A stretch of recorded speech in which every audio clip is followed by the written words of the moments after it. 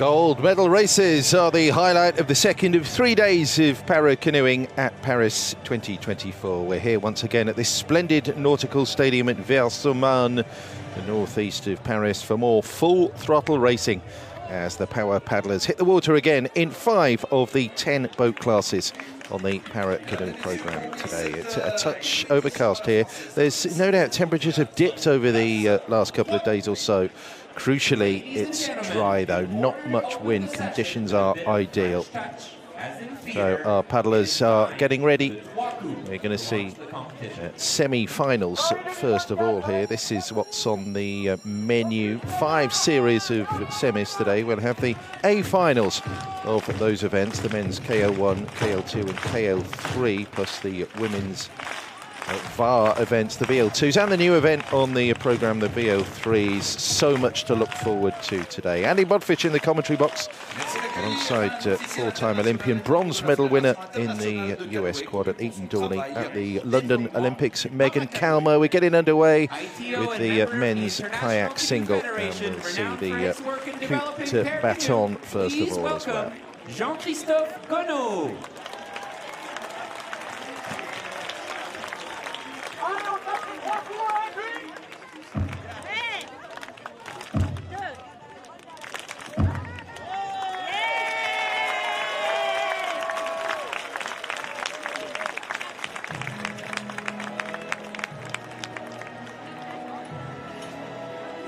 Jean-Christophe Canoe there performing the ceremonial start duties of the coupe de baton. So we look at the lineup for the first semi-final in the KL1. So, Megan, so much to look forward to today. Yeah, we have some really intense progressions here for these guys and gals who are going to be lining up in the canoes and kayaks this morning. This is last chance to make it into the medal rounds, so big opportunities for all these athletes.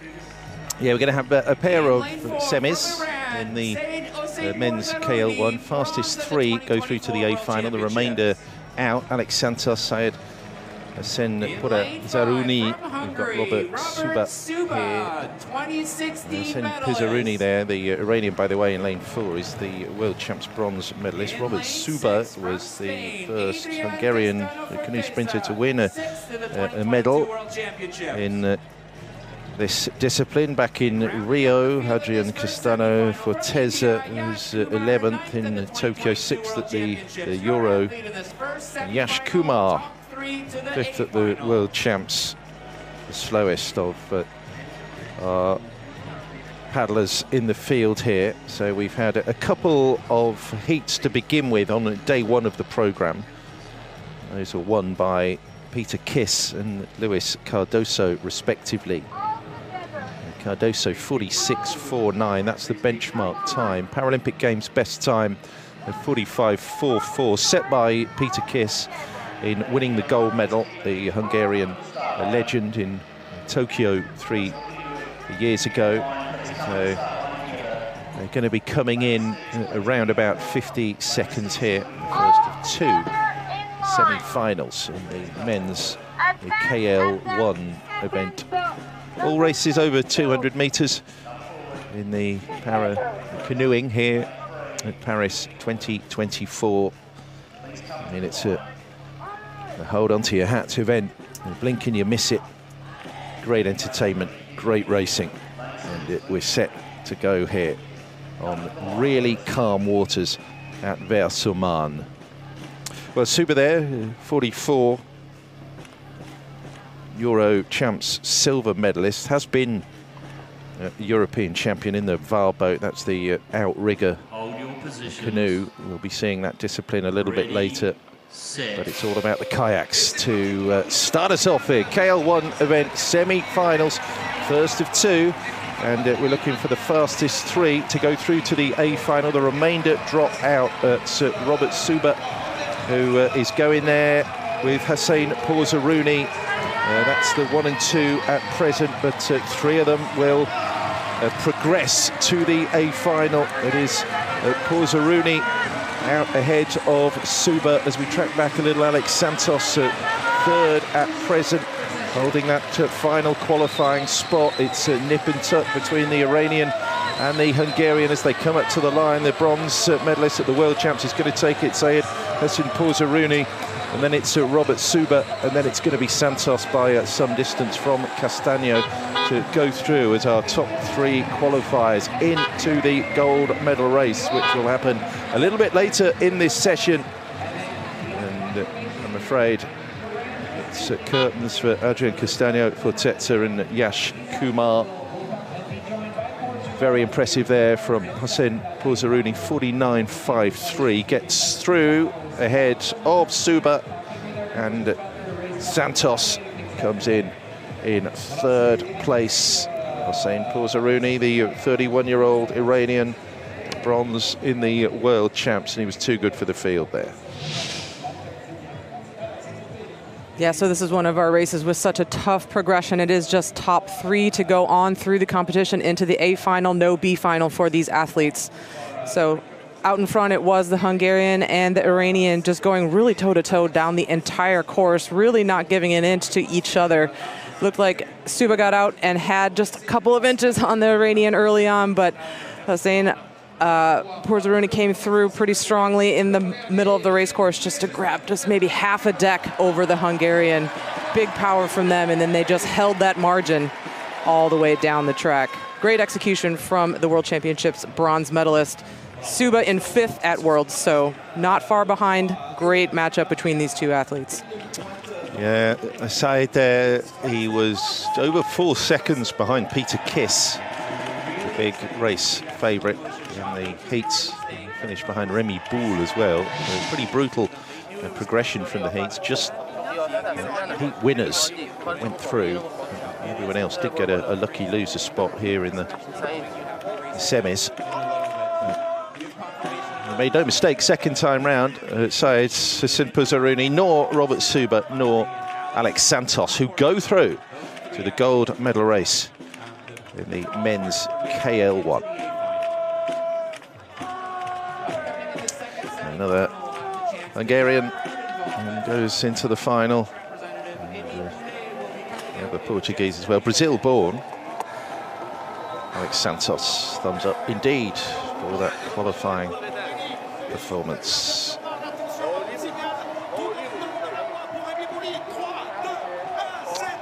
That was something of a breakthrough. Hassan Porzaruni could replicate that World Champs performance on the Paralympic stage. It was raced in a world level event in Duisburg, World Champs 2023. He was 5th there, and it made the necessary adjustments to make that podium when it came to Szeged earlier this year in the ICF Para Canoe Worlds. 48.42 was his time. In Hungary, 49.53. He's won that semi-final. Job done. And now for a little bit of R&R ahead of the gold medal race a little bit later.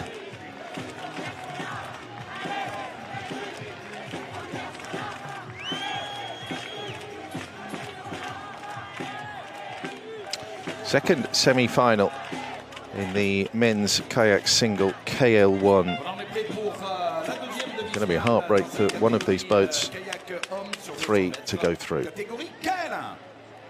We are ready for the second semi-final of the men's kayak single 200 meters KL1. Takagi Yuta also competed in the wheelchair softball, the 29-year-old from Osaka. We've got Esteban Farias, Buenos Aires-born, naturalised Italian these days, the first Paralympic Games for him. Remy Boule, fastest of the non-automatic qualifiers, the European champion. He's actually bronze in Tokyo, World Champs silver medalist. Has the support of the passionate home crowd. And Yu Chaowei, pretty consistent, finished 7th in both Rio and Tokyo.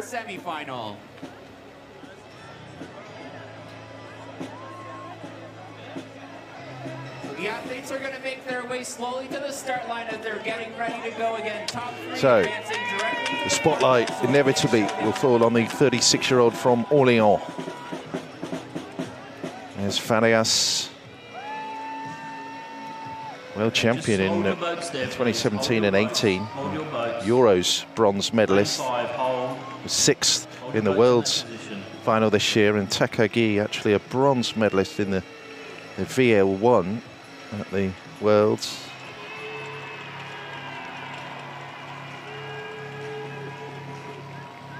Four in this semi-final, the second of two in the KL1.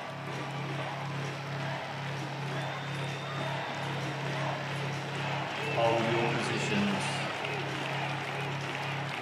Ready, set. And they're away. Nice clean start, 3 to go through. Heartbreak for one, ball out really quickly there with 5 on the boat, paddling hard and fast, and look at that, straight into a clear boat length lead. So it's all about not finishing bottom here and fulfilling that main aim of getting into the A final. So ball there with Yu Chao-wei is going well as well, the 35-year-old, but no one is able to hold a candle here to the Frenchman. This is formidable from Remy Bull, who was on that podium in Tokyo with the bronze medal, and clear open ocean between him and the rest of the field. It's Farias in 3rd place, and Takagi is the paddler to miss out here.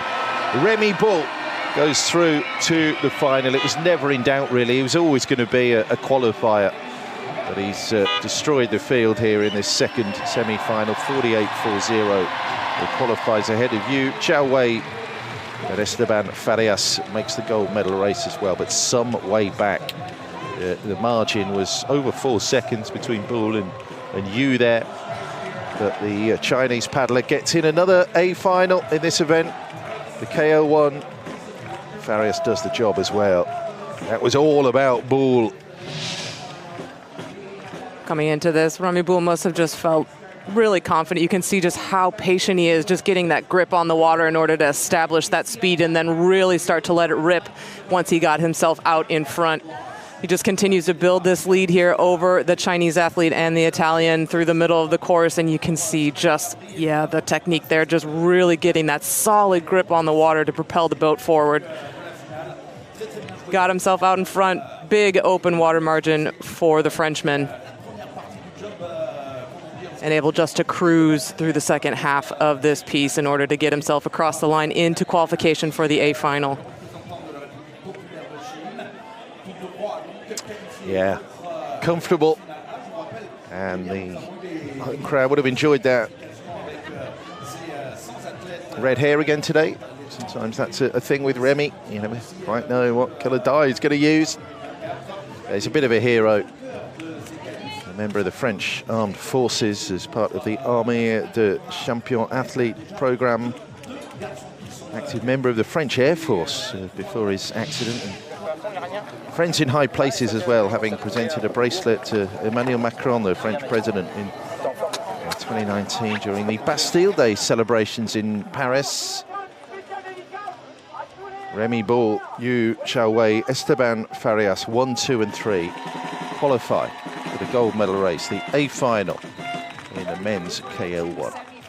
We now have the list of athletes that will be part of that A final later today. Exciting final coming up in just a few hours. Medals to be contested here at the Paralympics. There we have our qualifiers then from the semi-finals. When we get to that a little bit, and Remy Bull will joining be part in fighting for those medals. Peter Kiss and Luis Cardoso in the gold medal race. Ça sera exactement à 11h20. 11h20 pour la finale KL1. You in 52.54, consistent, getting into another final. Ancien compétiteur international en sprint. Pierre-Luc, on peut parler de la différence entre le KL1 et le KL2 par exemple. Farias, born in Buenos Aires, moved with his family at the age of 3 to Capo d'Orlando in Italy. Back firing after injury ruled him out of the Tokyo Paralympics. That's the man.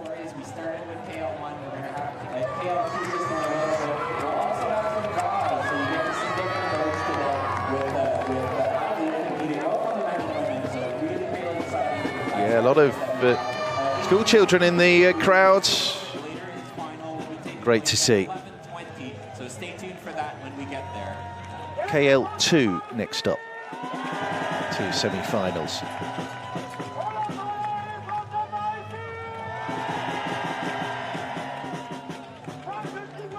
Uzbekistan, Britain, Ukraine, Hungary, Argentina.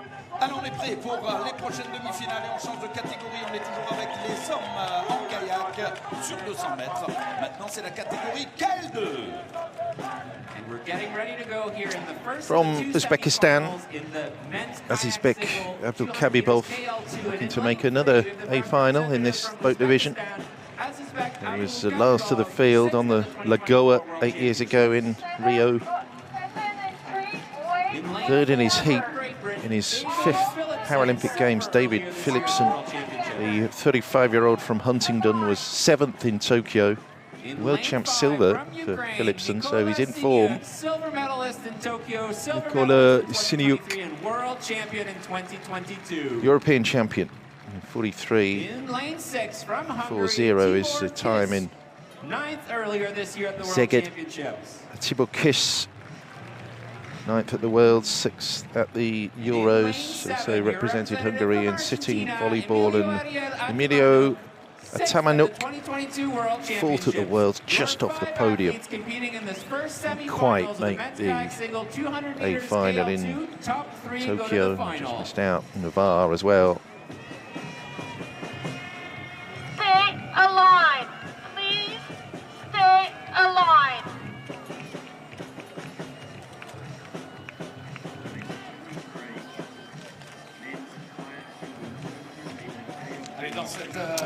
So this is the KL2 boat class. Curtis McGrath is the big favourite. He was one of the automatic qualifiers. It was a good day for those down under with Curtis McGrath. And winning his heat, Scott Martlew did it for the Kiwis in the other heat. So they're through. And now we're going to discover another 3 paddlers who will be going through to the final. Also wheelchair tennis for GB, for Philipson, Beijing, London and Rio. And should, I think, be confident here of being one of the qualifiers, Philipson. Ready, set. 3 to go through, and we'll have a B final in this KL2 division as well. So those who finish in the bottom 2 places will still get a final placing here in the para-canoeing at Paris 2024. Philipson, Siniuk and Kiss, but watch out for Abdulkabibov as well over on the far side, who wants to get in that qualification conversation, trying to hunt down Kiss, but it is Philipson and Siniuk, and I think Abdulkabibov is coming past there.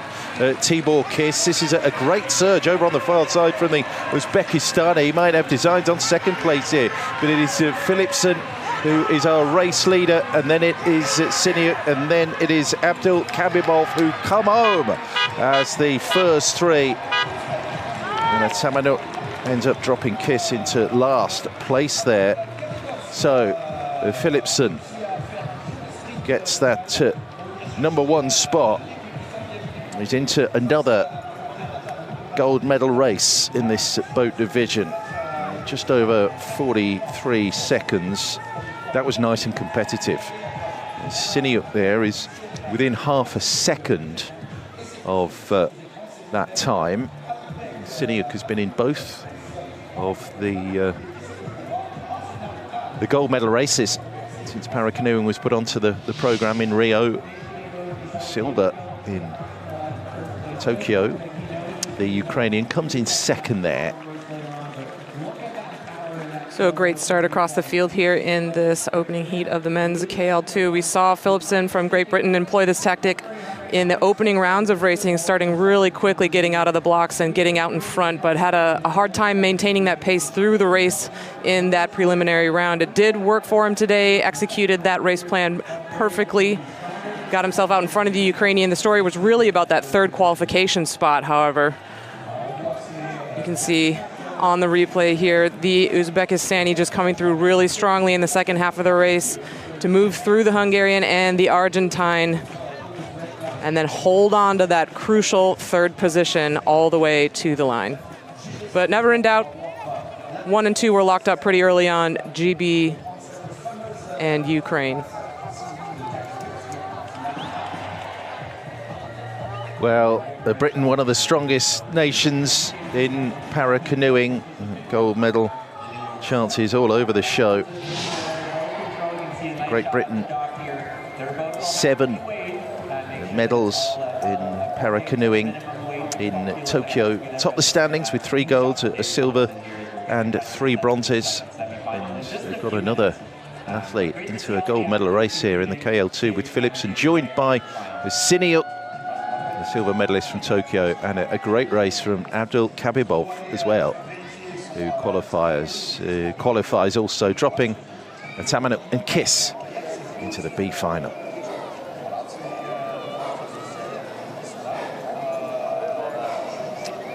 Impressive longevity from Siniuk, very consistent. Just off the medals in Rio, so he stepped up to silver on the Sea Forest Waterway. Impressive pace as well in that race from the 30-year-old Uzbekistani. He's been just off the podium at Worlds 2017 and 2019. Abdul Kabibov 4th in the KL2 at World Champs. And himself a fighting chance here, 44.71, but Curtis McGrath's 41.13 is the benchmark time all told in this discipline.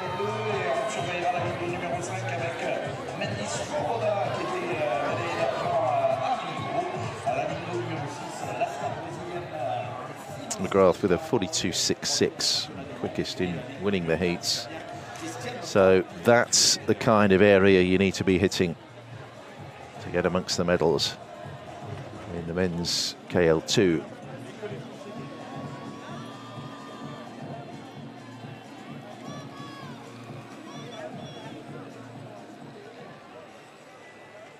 KL2 second semi-final. Kazakhstan, Italy, Austria, Brazil, and Serbia.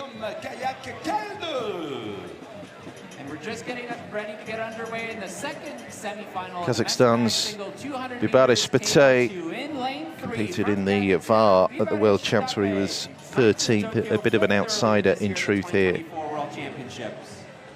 Third quickest in the heats, so third, I beg your pardon, in his heat was Christian Volpi, the European champ silver medalist, the 25-year-old from Livorno, just off the podium, 4th at the Worlds.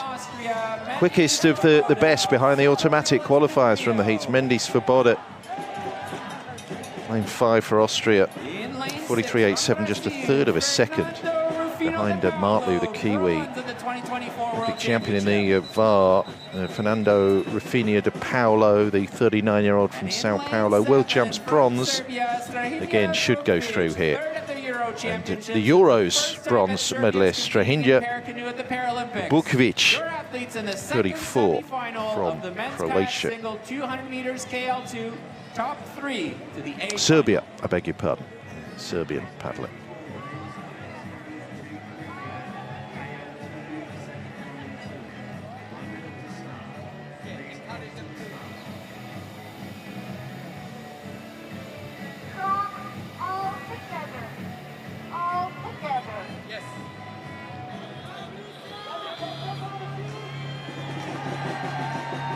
They'll just paddle their way into the plastic boot or shoe that align the boats on the start line here at Versailles. Nice and calm out there.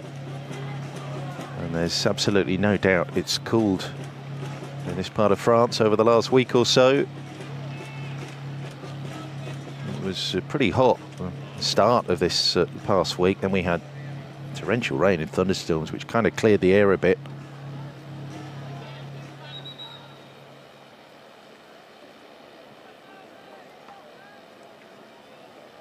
Hold your positions. Ready, set, stop, stop, stop, stop, stop, stop, stop, stop, stop, stop, stop, stop, stop, stop, stop, stop. This happened in the women's event yesterday. Yes, okay. Well, our front runners finally have heard the call.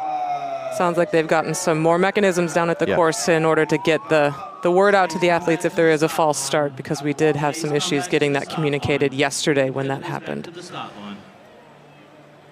But luckily we didn't get too far down the track this time, so that's what you need to happen.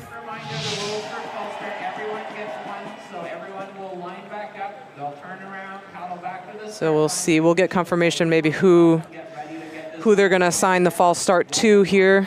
Maybe they won't give us that information. And then the race will get underway again. Should they do a second false start, they would then be... Well, as you said, yeah, thankfully, no one got too far down the racetrack. All right, here it is, confirmation there. Okay, so yellow card for that man.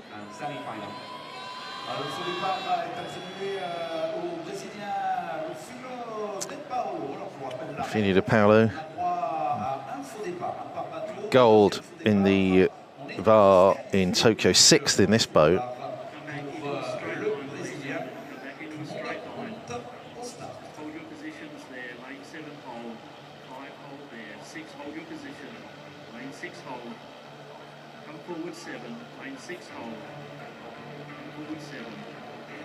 So with the false starts, it is just the one opportunity that the athletes have. You get the yellow card, and if there isn't a second incident with a false start at the same athlete, then you end up with a disqualification. So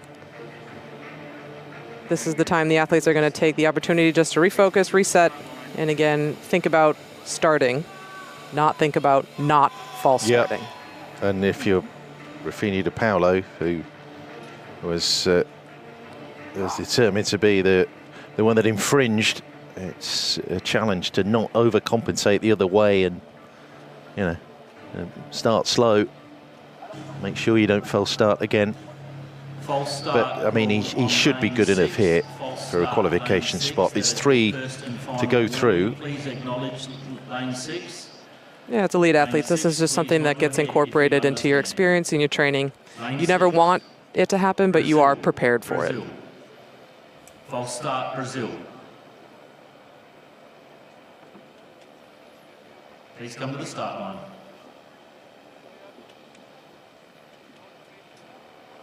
Come forward, lane 6. Forward, lane 6. Lane 6, come forward.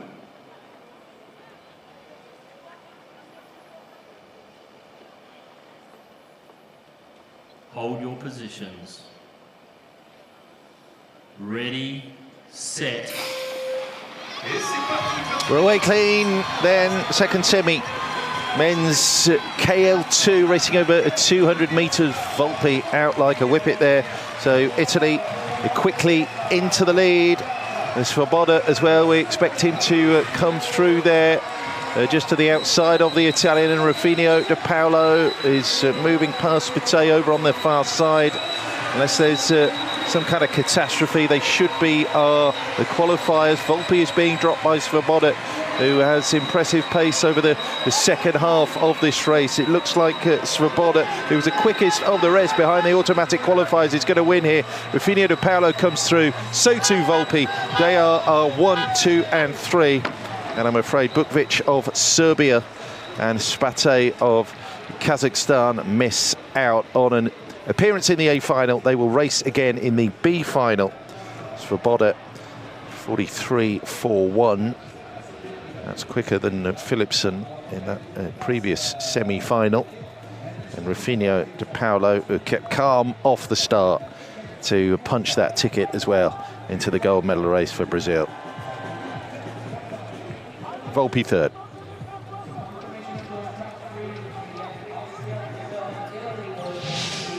Yeah, this is such a difficult situation for an athlete to be in, as you said, just trying not to overcompensate by being too conservative off the start. We saw a little bit of that here from the Brazilian after a lot of communication from the referees at the start line after his false start. But a nice recovery as we got into the middle of the race by him, just to move himself up through into that qualifying position that he needed to achieve in order to move on to the A final. But it is a really great execution of the race by Swoboda, who had a great performance in the preliminaries, to do really well to get himself into that very narrowly first place qualifier here. Followed by a little bit of a tentative performance from the Brazilian, and super quick starting Italian. Got paddled through in the middle, but nonetheless, on to the A final for Volpi of Italy. Swoboda, who became the first Austrian canoeist to win a Paralympic medal with his silver in Rio, then heads the list of qualifiers, 3 of them. Vini de Paolo and Volpi, joining Philipsen, Siniuk and Abdul Kabibov. And go into the A final with Martlew and McGrath. Getting ready to go here in the first semi-final of the women's 5 single 200 meters VL2. Third boat class out on the water here. Day 2 of 3 of the para-canoeing. Paris 2024. VL2, so the VAR boats are out on the water. Canoe with the outrigger just to help improve balance. Brianna Hennessy, Emma Wiggs won their respective heats. Veronica Belia, European champs bronze medalist, was 11th in Tokyo, lane 3, lane 4, 7th in Tokyo, 9th as well at the Paralympic Games. Deborah Benavides, lane 4, Susan Seipel. Yeah, she will be confident of going through. 2 seconds behind Hennessy, 4 behind Wiggs ultimately, but a ton of experience. Bronze in Rio, silver in Tokyo. We expect her to go through. Inés Maria Felipe Vidigal, the first female para-canoeist from Spain at the Paralympic Games in Tokyo. She was 12th there, Inés. So this is going to be a tough one again. We have just 3 to go through and 4 boats, so a little bit of heartbreak that we're going to see here in just a few minutes.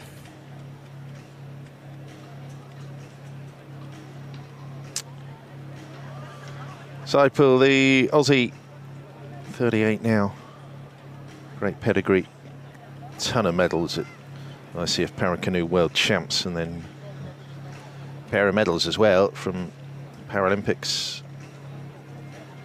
VL2 silver on the Sea Forest Waterway.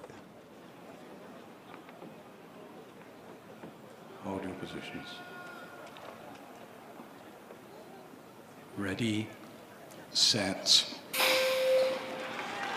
Italy, Brazil, Australia and Spain going then in this first semi-final in the women's VAR, the VL2 boat class. Seipel, as we may have expected, hitting the front, and nice short strokes there by Benavides, who is currently in 2nd place. Veronica Belia of Italy as well in that distinctive coloured boat with the Italian tricolour colours on it.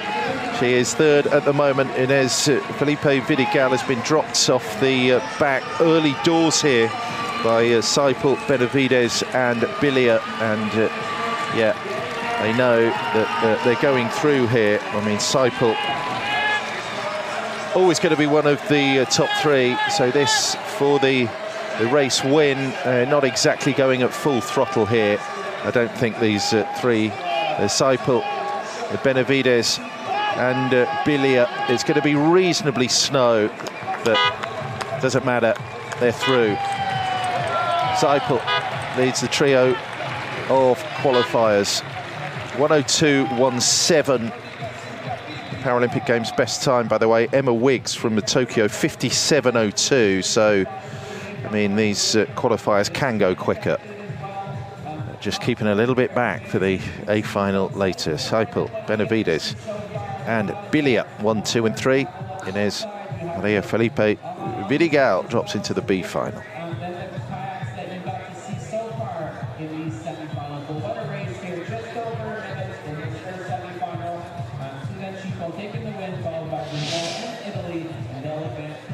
Well, great anticipation of the first stroke of the start by the Brazilian. Really just nailing that first stroke through the water, but it was Seipel that got out in front, wasn't it? She just got out with super long rhythm there. Saw a lot of switch side paddling from Seipel down the course, which I'm not sure she's going to be able to get away with that the same in the final of this event, but had the luxury of being out in front and doing those corrections with both side paddling here in the middle of the course. Got herself out. Comfortable lead. It did seem like our top 3 qualifiers got themselves into a position early on where they could just kind of cruise down the course to the finish. Seipel leading the way over Benavides and Biglia of Italy. There we see the switch side there. Didn't count how many times, but it was multiple times down the track, which is a little unusual, but there she goes. Full boat length for her. Comfortable margins for all 3 of our top qualifiers onto the A final for them. Yeah, it is important to just save a little bit of energy because qualifiers here, the punishment, if you will, for not directly moving through from the heats was having to race twice on the second day of the para-canoeing. Booking your ticket through from the semi and then going again a little bit later in the A final. It is a demanding schedule for these paddlers. A quick turnaround between qualifying for your medal round and then racing for your medal. Less than 2 hours time really between each of these races, and they are each so important. Seipel, Benavides, Biglia, Australia, Brazil, Italy go through. On est prêt pour la deuxième demi-finale dans cette catégorie dames single VL2. Just about to get underway in the second semi-final of the women's VA single. Who will join those women in the final of the women's VL2? We'll soon find out.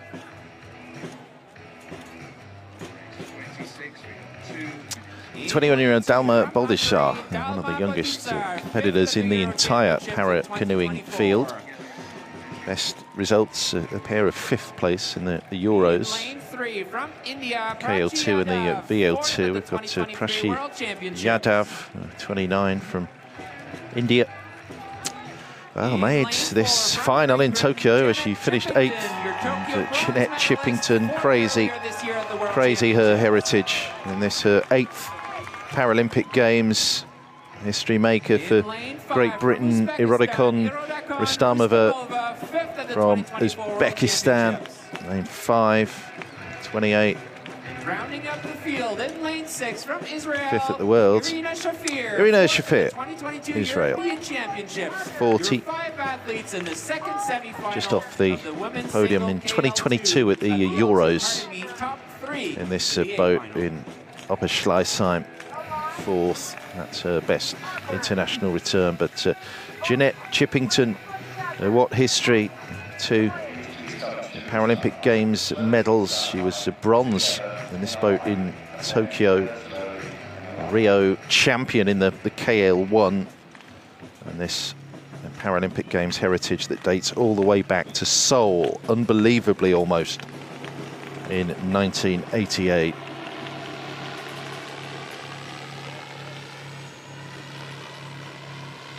All together. All together.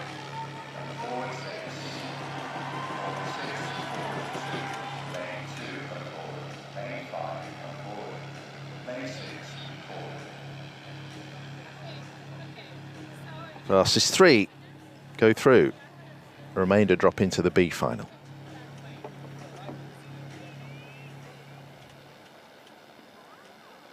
Hold your positions. Ready, set. Off they go. Women's VL2 here. And that's Chippington trying to hit the front early doors. Rustamova got out quickly as well. And then Yadav from Boldissar, and then Shafir with confidence really in her abilities to go through as well as a qualifier and make another A final. Rustamova is going to try and hunt down Chippington, but the Brit at 54, this incredible competitor, has the lead in this semi-final.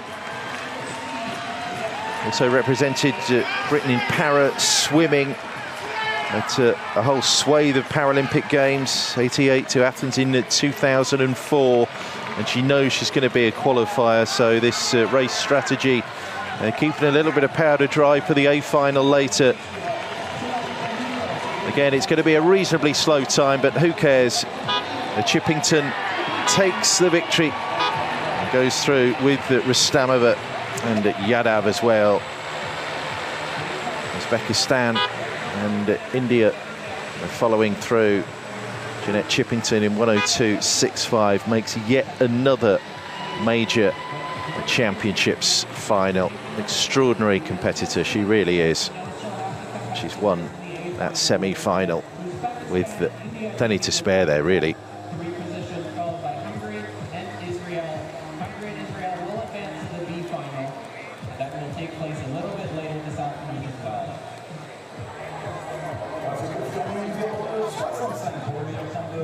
11 medals at World Championships. Pair of Paralympic medals as well, with the bronze and the gold. Yeah, well, this race ended up not being too much of a surprise. Great execution of qualification process by our middle lane athletes, Jeanette Chippington, Rustamova, and Yadav of India, just getting themselves out in front, settling into their rhythm and holding those positions 1, 2, and 3 all the way down the track. Did look like we saw Chippington just kind of stride out once she got to the middle of the race course, knowing that she had locked up that first place qualification through to the A final. These are our 3 most experienced athletes in this semifinal, so not much of a surprise to see them out in front and leading the field all the way to the line. These 3 through to the A final: Chippington, Rustamova, and Yadav. So in Tokyo, it was Chippington bronze, Wiggs, a fellow Brit, won the gold. Seipel with the silver. I just wonder if she's got the power still to get on the podium this time around, Jeanette Chippington. She's given herself a fighting chance. Yeah, thumbs up, terrific. Second behind Brianna Hennessy, the Canadian heat winner. In the first attempt to go through, that didn't happen for the Brit, but no worries, no problem second time around. Rustamova second, Yadav third. Those 3 competitors go through to the A final in the women's VL2.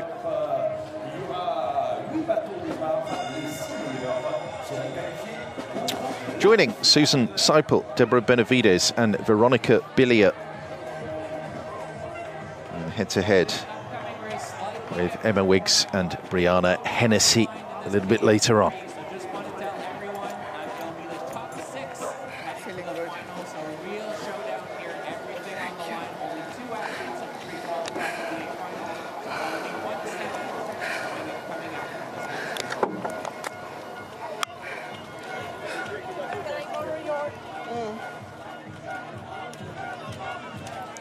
Well, this next race is going to be a treat.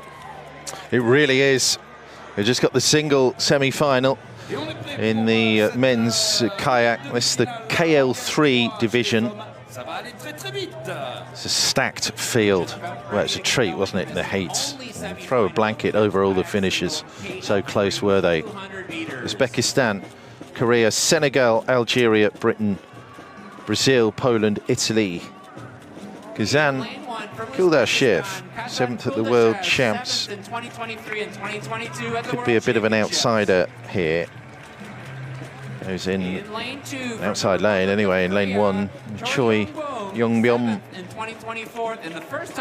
4th in his heat, but still less than a quarter of a second behind Dylan Littlehales, who won that first heat, the Aussie. Juan Valle, by the way, won the second. Now then, Edmund Sanka, a sensation from Senegal, was just off the podium at the World Champs, and he was really quick. So was Brahim Gendouzi from Algeria. 42.23 in the heat, just 200ths behind Littlehales. This is going to be a heck of a race. 100th, that was the margin behind the Spaniard Juan Valle in his heat for Robert Oliver, the bronze medalist from Tokyo, fifth in Rio. Miqueias Elias Rodriguez, there the Brazilian, lane 6, the 34-year-old. KL3, bronze at the Worlds. Matthias Cirillo, European champ, silver in each of the last 3 years. Also been a world champ, silver medalist as well. Looking for another appearance in a final. Quazzo Klokpa from Italy, 35. He got a finish of 11th finally in this boat division in Tokyo. Now he missed the podium at the Euros in Portugal last year. This is going to be our only 8-boat semi-final, so things are going to happen really fast. There's going to be a ton of action packed onto the screen. We're anticipating that classic chevron with our middle lanes probably being the favorite athletes here, and the outside lanes hoping just to sneak into one of those qualifying spots. Dark horses, we'll say, in the outside lanes. Yep. Don't be surprised for a photo finish somewhere or other at the culmination of this one. Ready, set. Full throttle racing. KL3 semi-final here in the para-canoeing at Paris 2024. And those two middle lanes, neck and neck. Oliver and Guendouzi as well, I think just has the edge from Oliver here as they come past the midway point. It's only the back two here who will drop out of the competition entirely. Guendouzi, a new sensation in this sport. Rodriguez comes past Oliver, and there's Sanka over there on the far side. It's the two outside lanes, Kuldashev and Klokpa, who are going to miss out at present, it seems. Well, a terrific race. We knew it was going to be close. It was all about the middle lanes there, and Guendouzi, who was really impressive in the heat, despite not automatically going through, wins that semi-final in 41.40. I think Rodriguez got second there. And Oliver, who started strong, but was then overpowered the deeper we got through that race. The fast finishing Senegalese that takes third in 41.94. That's just over half a second behind Guendouzi. And Oliver next up, second back. We knew that was going to be close. We did know it was going to be close, and these guys would have had to have gone full gas to make sure that they got those positions locked up early on. No fun waiting until the last minute to see if you're going to end up qualifying. So we saw a lot of our center lane athletes get off really, really quickly, including Great Britain's Rob Oliver leading off the start here. But saw him fade into the pack a little bit as we got through the field, and it was the Algerian that took advantage of that opportunity, got himself out in front to grab that first place qualification position. We also saw a little bit of a fade from the Polish athlete. We saw him move up through the middle of the field in the middle of the race, but it did fade him off the back a little bit. Costly move there by the pole, but it allowed the Senegalese athlete, Sanka, to come through and snag one of those top spots. Fantastic, yeah, for the continent of Africa, Senegal and Algeria providing paddlers into the Paralympic Games for the first time, and here they are, Sanka and Guendouzi. Well, not only making up the numbers and going through, they are in with a shout. Guendouzi really quick at 41.40, wins the semi-final. Rodriguez, Sanka, Choi, Oliver, Cirillo are other qualifiers. Kuldashev and Klokpa drop out.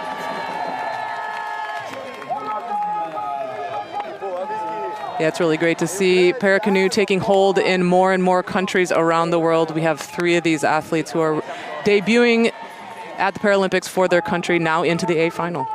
There we go, 6 of the best there. Kuldashev and Klokpa drop out.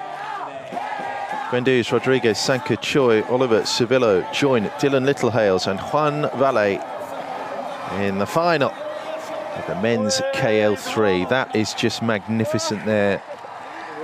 These two athletes, both the only competitors representing their countries here, Algeria and Senegal. And both of them will be debuting para-canoe in the A final, racing for medals at their inaugural appearance at the Paralympic canoe event. Great results for these programs. Yeah. Well, Grendu's actually made his debut, world champs debut, 5 years ago in Szeged, but I mean, it's pretty much bottom of the list of the 20-odd entrants, and made all those adjustments in the intervening years to get a bronze in Duisburg last year. He was down in 9th in Szeged at this year's World Champs. But that's just a distant memory now. He is in there swinging punches. A potential medalist, no question.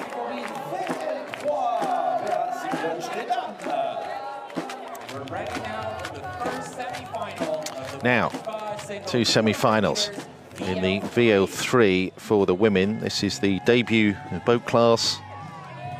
The men competed in the VL3 category in Tokyo. The women's event has been added.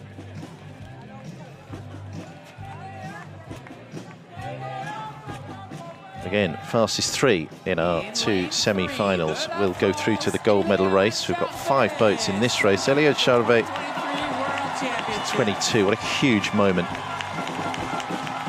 The youngster from Bordeaux, European champs silver, so she's in form. Erika Scarf, Canada, lane 4. Completed in Rio, 7th there. So China in 5 with Zhong Yuan. Quickest of the non-qualifiers in 58.67. Second in the B final in Tokyo. Latenko, the 38-year-old Ukrainian. She's been on the podium in Paralympics in Rio, silver in the KL2. Miyajima Shiho, Japan, lane 7, 32 from Nagasaki. Hasn't competed in the Paralympic Games yet, but plenty of experience at Worlds.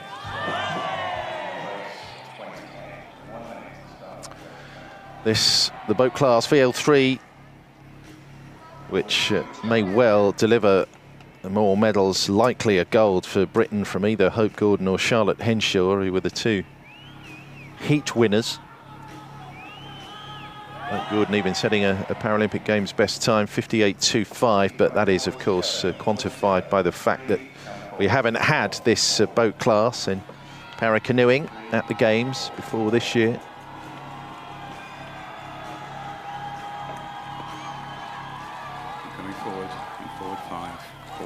Forward 3.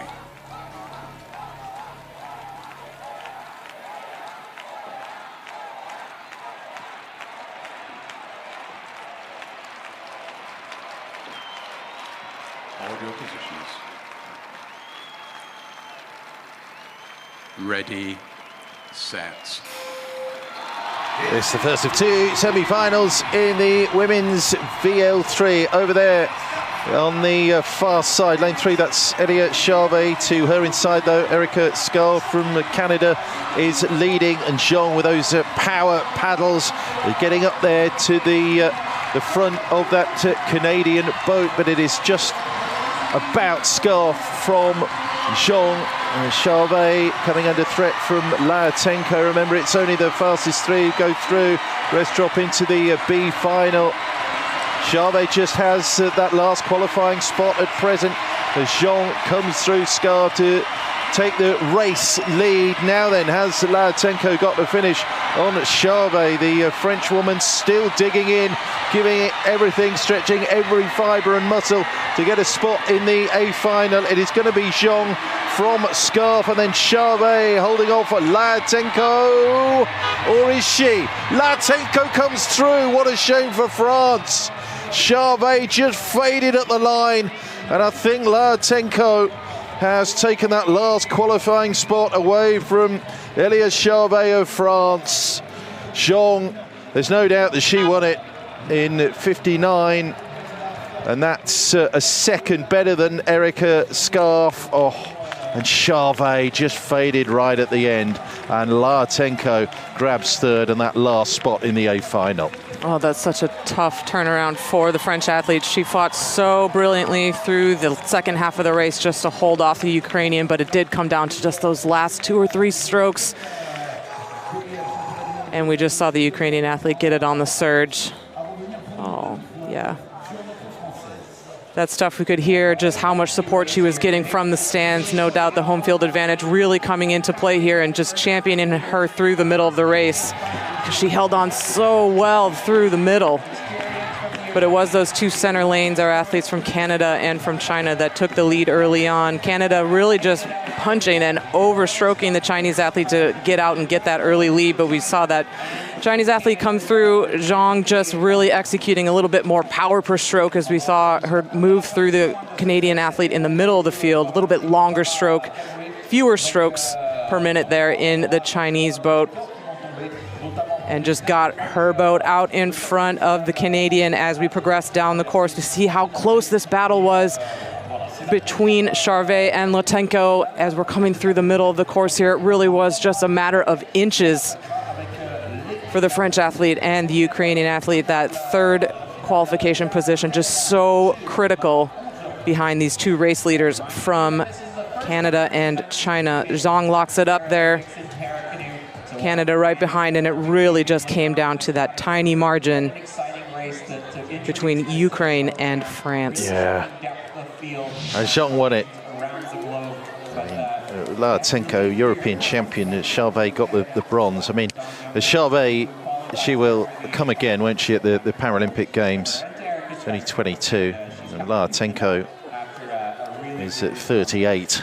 Oh, it's just tough there because the French would have loved to have seen Charvet compete in the A final in the VL3, but it is Lartenko who claims it. Yeah, the experience of the Ukrainian just really showed there in those closing meters. She's a 3-time Paralympian. Just so many trips down the course, and Alea Charvet, just her first time appearing at the Paralympics, so.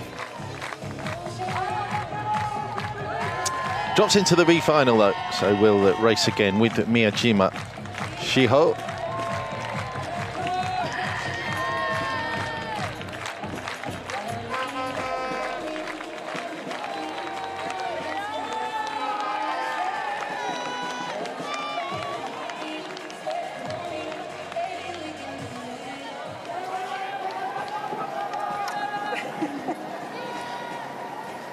On est prêt pour la dernière demi-finale de la matinée dans cette catégorie VL3. So, upcoming here, the second semi-final in the women's VL3. This is the last of our qualifying races before we get down to the nitty-gritty of racing for gold. In lane 3 from Kazakhstan, Janil Baltabayeva, lane 3, Kazakhstan. Also represented her nation in para cross-country skiing in Sochi and Pyeongchang. Monika Kukla, 28-year-old from Krakow, competing in her first Paralympic Games. Another multi-disciplined athlete. Para biathlon, para cross-country skiing for the Poles. Zhora Mamadieva, the world champs bronze medalist. So clear form and pedigree in the middle lane. Marie Santilli, 2 bronzes at world champs, 46 now. Marie from Curitiba.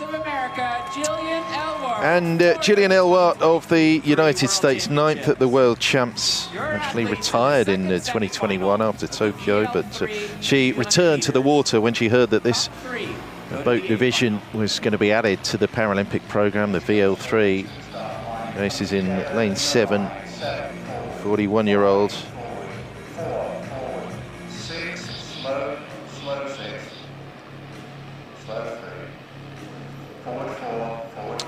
At lane 5, Mamadieva on that podium at the Worlds in Szeged.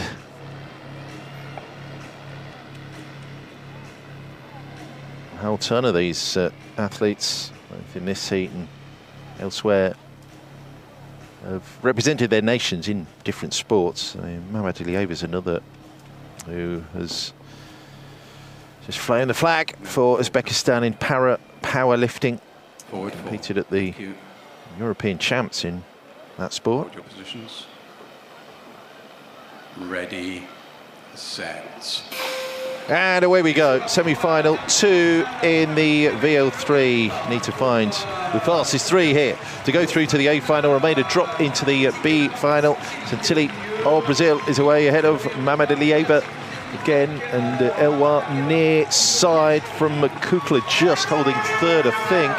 But it's Mehmet Aliyev who is looking to get up and past Mari Santilli, who is our race leader at 46. There is the push from the Uzbekistani, who paddles through the Brazilian. And Elwar coming under real pressure now from Kukla in lane 4. Kukla has just come past, by the looks of things, Elwar, and she might even have designs on Santilli's second place at present.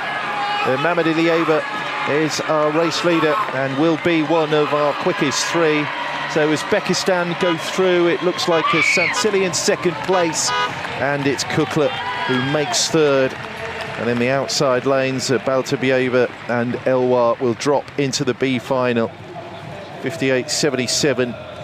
Mehmet Aliyev goes through quicker than Zhang Yingyuan in that first semi-final, and Santilli just over a second off winning that race. Kukla takes third from Elwar, who just didn't have the power over the final strokes, the American. And it is Uzbekistan, Brazil and Poland who go through, joining China and Canada and Ukraine in the A final of the VL3 women. Yeah, super tight racing here for these athletes. It was the Brazilian that got out nice and quick out of the boot, establishing that lead for herself early on. And the American, well, she had designs on advancing, going right with the pack in the first half of the race. But we did see all 3 of our middle lanes just start to shine as we got into the race, with the Uzbekistani athlete moving into the lead. Huge move from Mama Dalieva in the middle of the race course, just executing a big power move against the Brazilian to take the lead. And we saw the Polish athlete, Monika Kukla, come through the American in the second half of the race, snatching that third qualification position behind the Uzbekistani. Brazil and Poland going through, with the American athlete unfortunately fading off the back, not able to keep the pace of these 3 lead athletes. Going to be a really interesting final, because Hope Gordon set the Paralympic game best mark of 58.25. I mean, Mehmet Aliyev has done a 58.77 there. So again, the final here, the first ever Paralympic Games final in the women's VL3 category, is going to be red hot.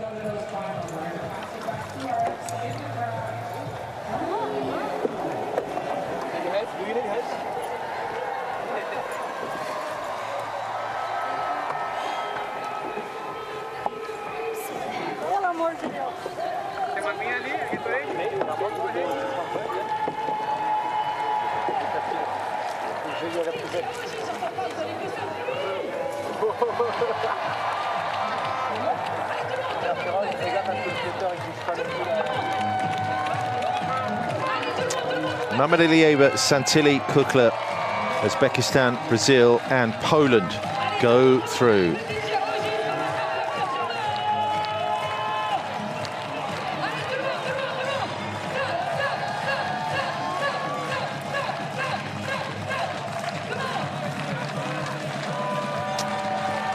So, qualifiers then from the semi-finals join the 2 Brits, Henshaw and Gordon, in the gold medal race in the women's VL3.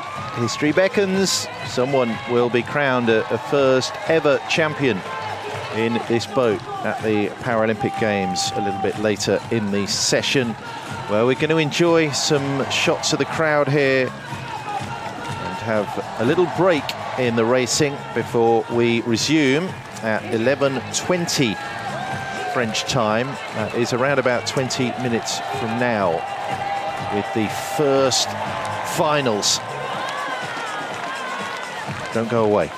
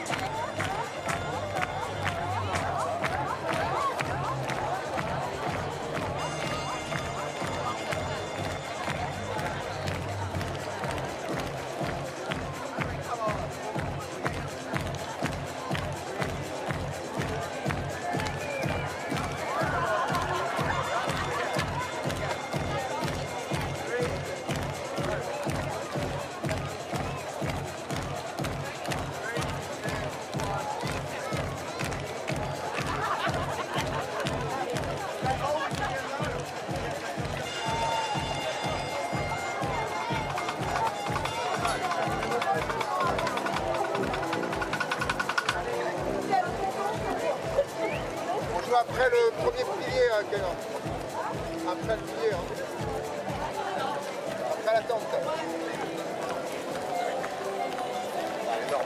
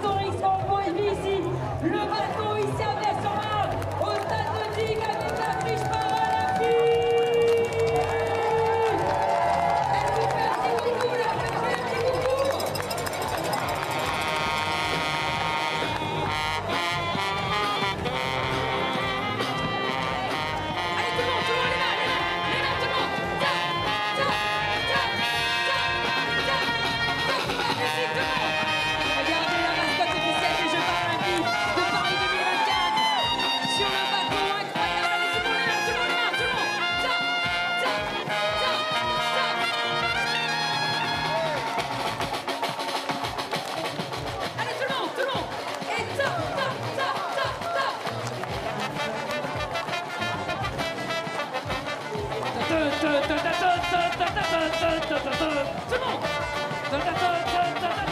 vous entend pas, est-ce que vous êtes là, bien sûr?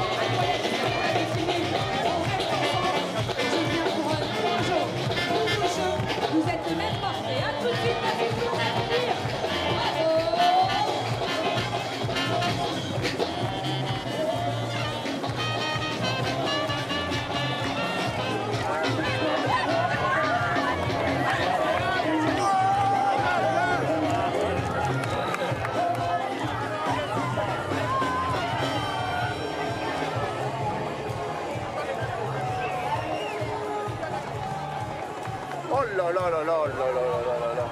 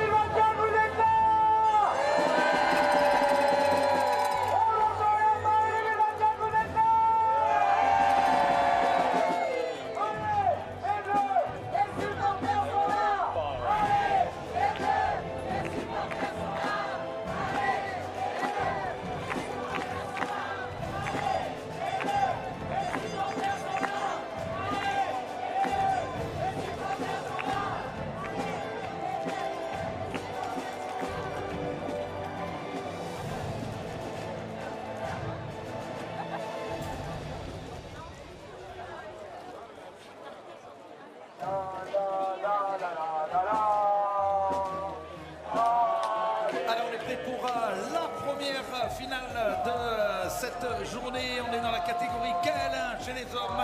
Et on compte sur vous, Versailles, pour donner de la voix pour Rémi Boulet.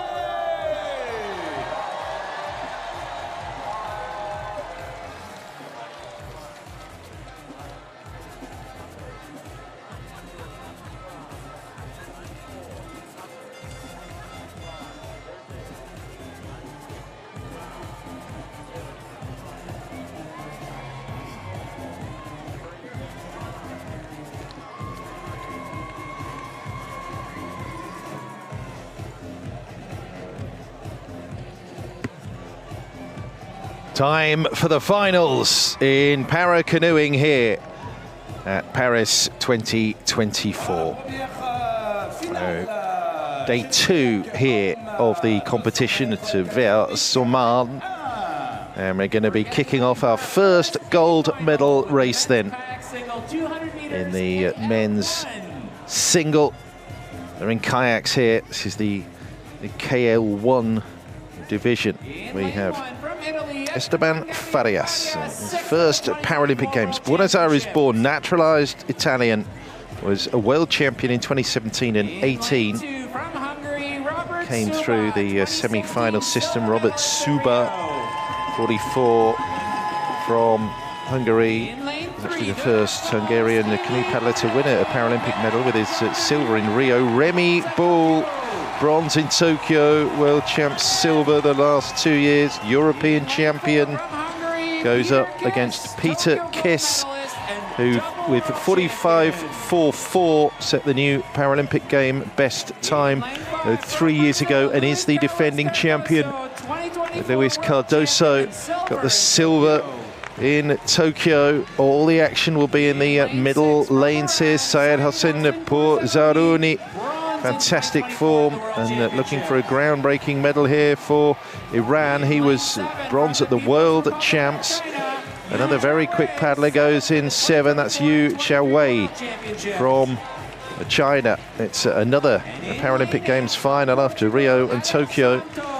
The paddler from Lishu and Alex Santos from Portugal. Brazil born, but naturalized Portuguese. 5th in this final on the Sea Forest Waterway 3 years ago.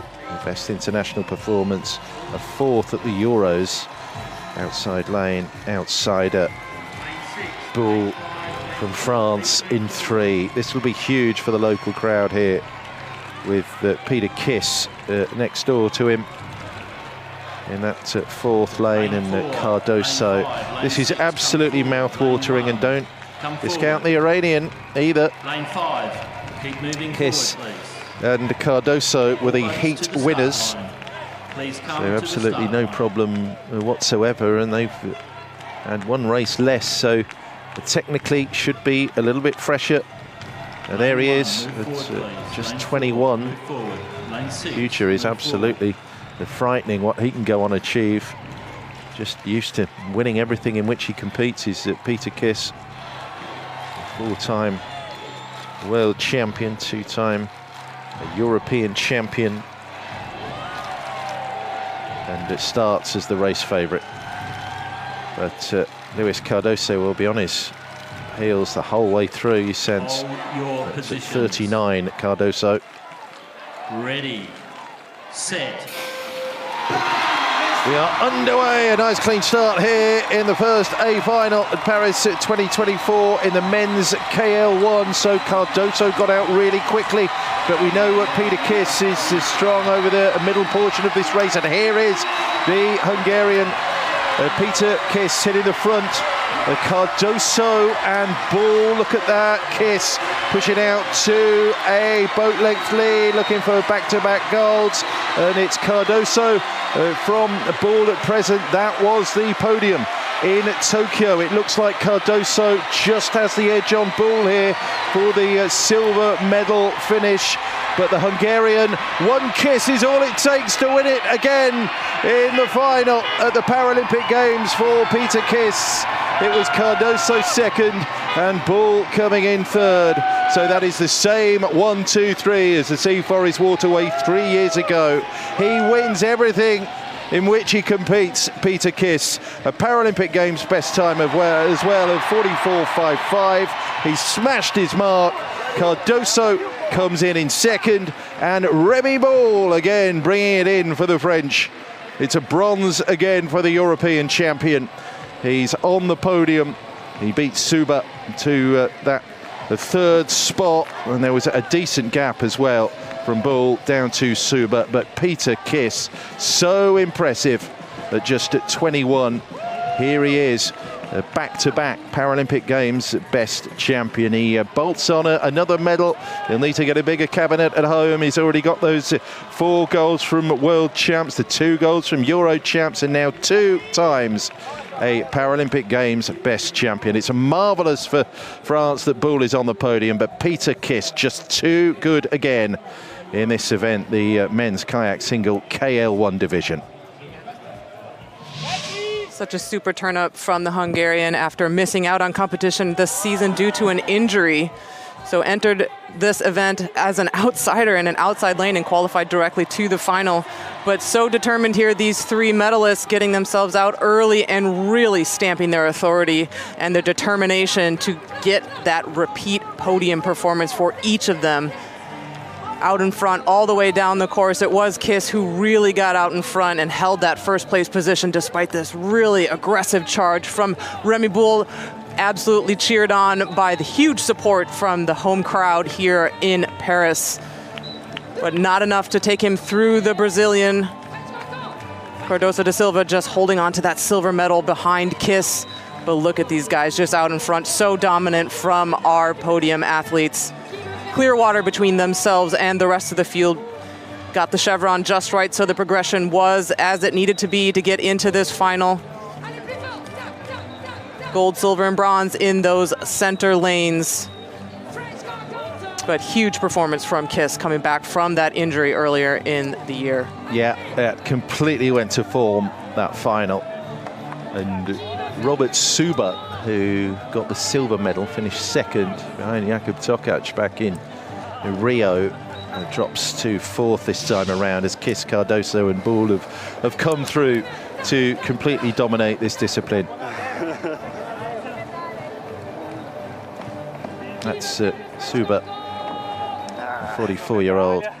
We know that Hungary has a great tradition in paddling. And likewise, Brazil, they know what they're doing as well in the kayaks. And it's another silver for Cardoso's, just off the podium, actually, a fourth in Rio. But here he is again, back-to-back, on the mark. And we'll let him have a lie down.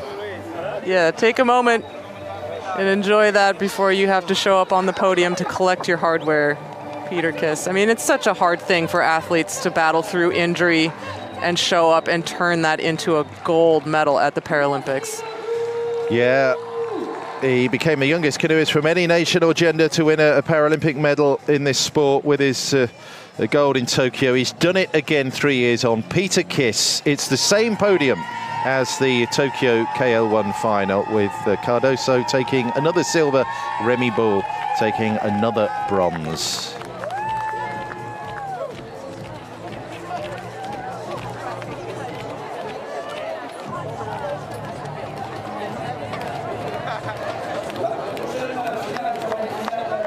That's a great start to the A final run for the French. We're going to have a series of B finals in one or two events as well. The next boat division is the KL2.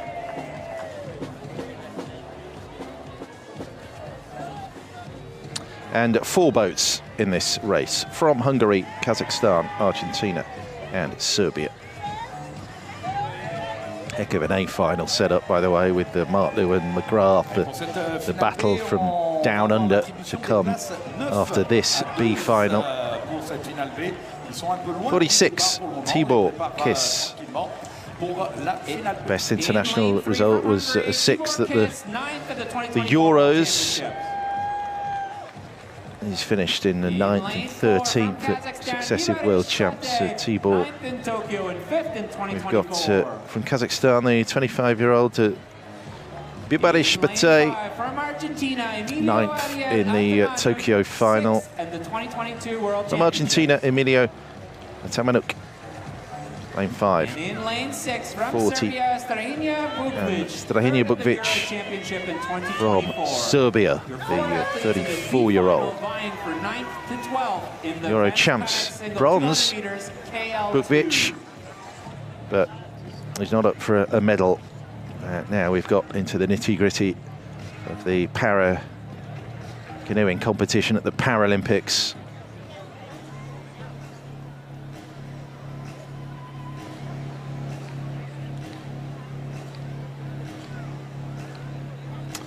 I'll get into their starting gates here.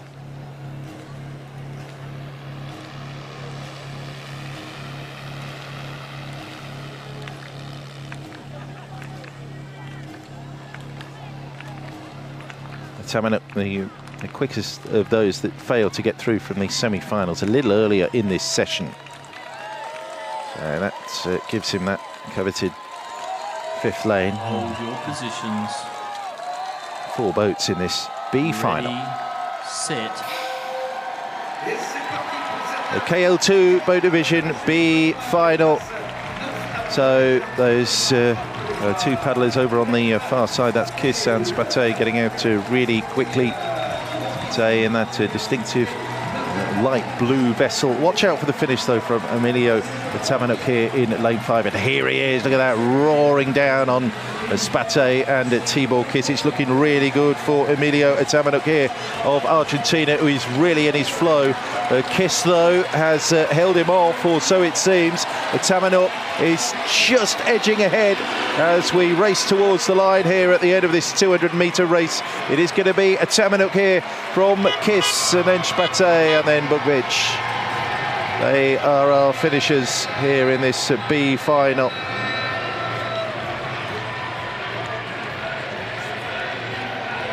So the best anyone could finish is 9th, and Emilio Atamanuk does finish in 9th place here. 44.07. He was certainly quickest of the field to miss out on making the gold medal race. So that went to form, really. Tibor Kiss 0.38 down. And then Spate and Bukvic, Kazakhstan and Serbia. I think this really came down to a matter of experience showing through this B final. We saw such a quick start from the Kazakhstani athlete Spate, which we also saw earlier in the semifinal, really just shooting out, trying to gain an advantage early on. But it was the two experienced athletes from Hungary and Argentina who were just able to capitalize on their years of experience in the sport, having appeared at the World Championships multiple times and having just ripped down the track so often. Just really knowing when to punch the gears here in these experienced Hungarian and Argentine boats. Just moving through our early leader from Kazakhstan, who still might have a few notes to take just on how to sustain the power and the rhythm through the entirety of the 200 meters in order to keep the pace. So a narrow margin here in this B final on the surge there. But experience showing through here for the Argentine athlete. Atamanuk, kiss to the crowd. Feliz de estar en donde estamos. Mañana seguimos con la canoa. Un beso a todos. Los quiero mucho. Gracias por el aguante. How's your Spanish? Or like mine then.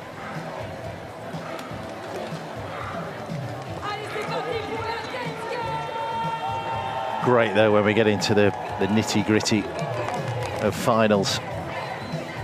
It's no small achievement to win a Paralympic final, and that's what Atamanuk has done here in the petit finale, the B final in the men's KL2. Kiss then second, Spate third, and Bukvic finishes in 4th. 9th, 10th, 11th and 12th respectively in terms of the overall finish in the men's KL2.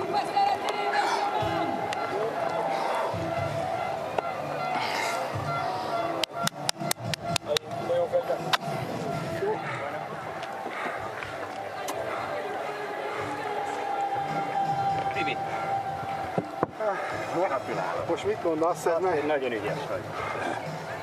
És jönök kell interjúzni. Jönök kell interjúzni.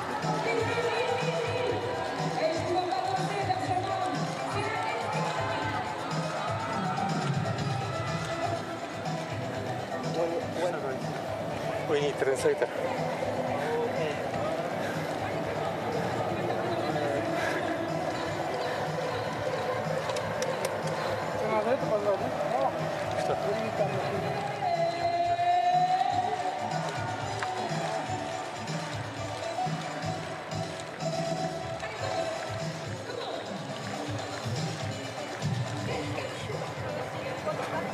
Gratulálok, Robi!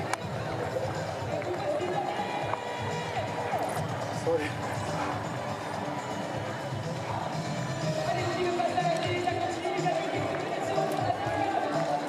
Some nice chicken hats.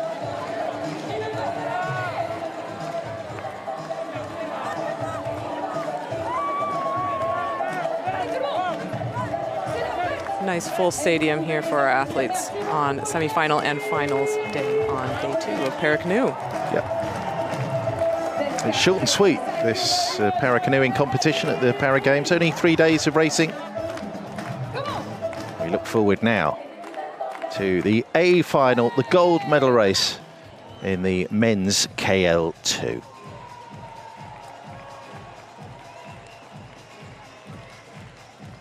Big battle between the Antipodeans, the Kiwi Martlu, McGrath going for the three-peat, the Aussie legend in lane 5. Italy, Ukraine, Austria, New Zealand, Australia, Britain, Brazil, Uzbekistan going for the glory. Et on est prêt pour la finale A dans cette catégorie homme KL2.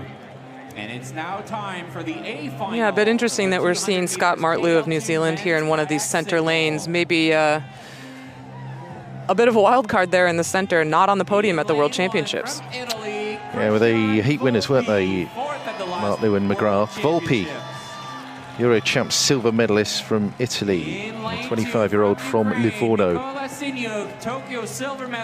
Siniuk was silver in Tokyo, European champion, progression up from 4th in Rio. Mendy Svoboda was quick, actually, in qualifying from the semis earlier in this session. It was the best of the rest, the quickest behind Martlu and McGrath, ultimately silver in Rio. Scott Martlu, here he is, the Kiwi.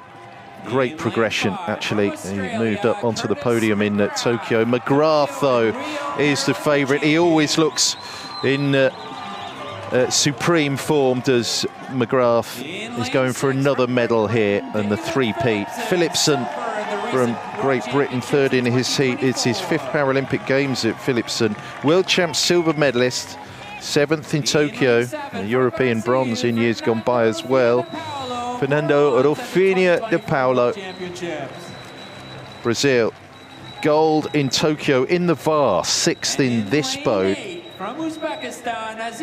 Azizbek Abdul Kabibov, 8th in Rio, has been a 4th place finisher at the World Champs, but needs to find a little bit of extra heat here to get in that medal conversation. But Curtis McGrath, who's at 36 now, he already has 3 gold medals from Paralympic Games, KL2 in Rio and Tokyo. He won the VL3 as well on the Sea Forest Waterway 3 years ago.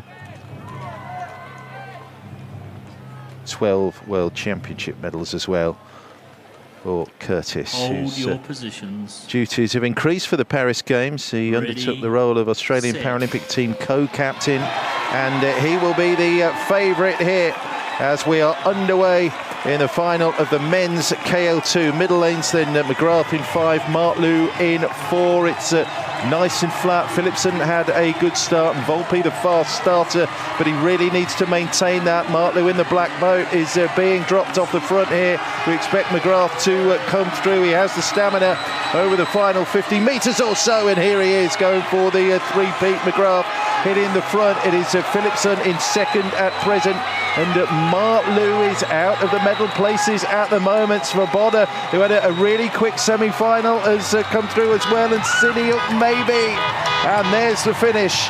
It's McGrath. That was so close for the remaining medals, though. Siniuk had a bit of a finish inside him, but McGrath has done a 41.31. That's not quite his Paralympic Games best time, but he has that gold again in this KL2 boat division. Well, he's never the quickest starter, McGrath. Philipson has held that 2nd place for a silver. 112 back, 42.43, and Siniuk there drops to the bronze. He was a silver in Tokyo. Volpi went really well as well over on that far side, but couldn't maintain it. So the medals go to Australia with McGrath again, Philipson and Siniuk.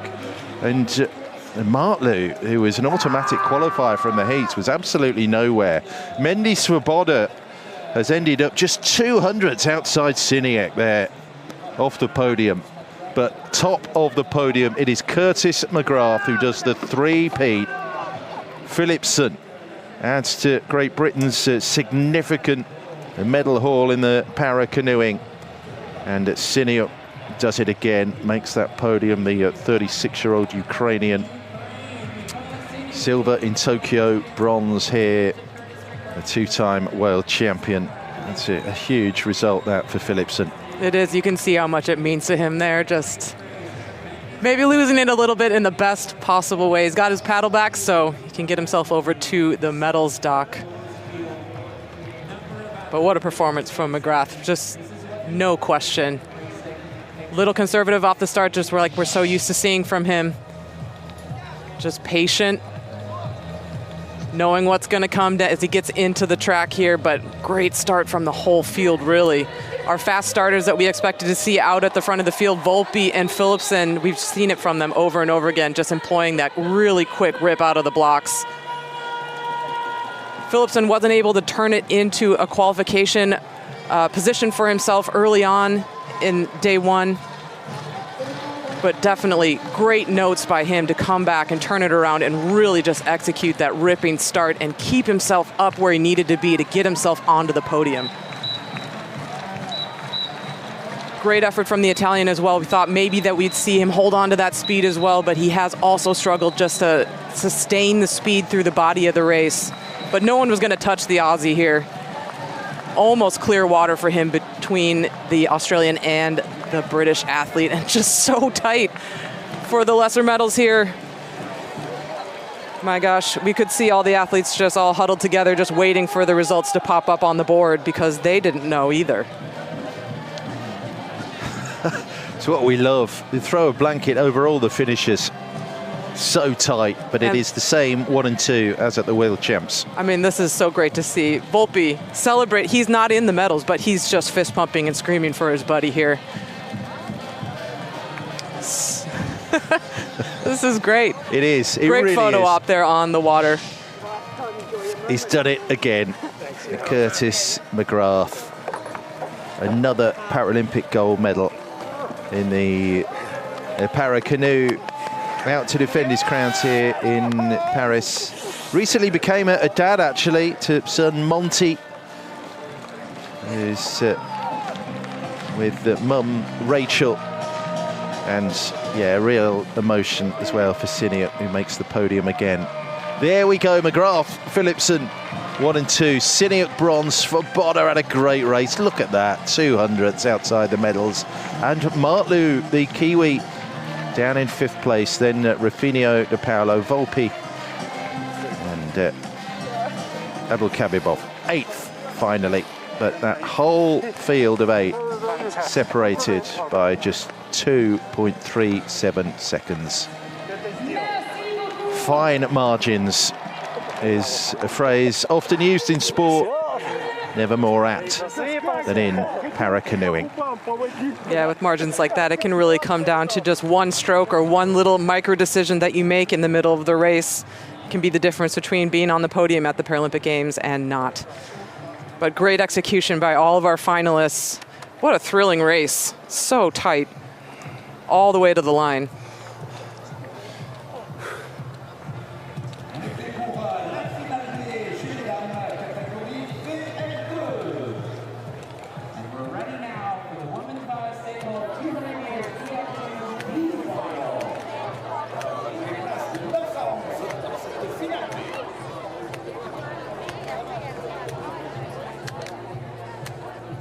Time for our next final. This will be a petit finale, a B final.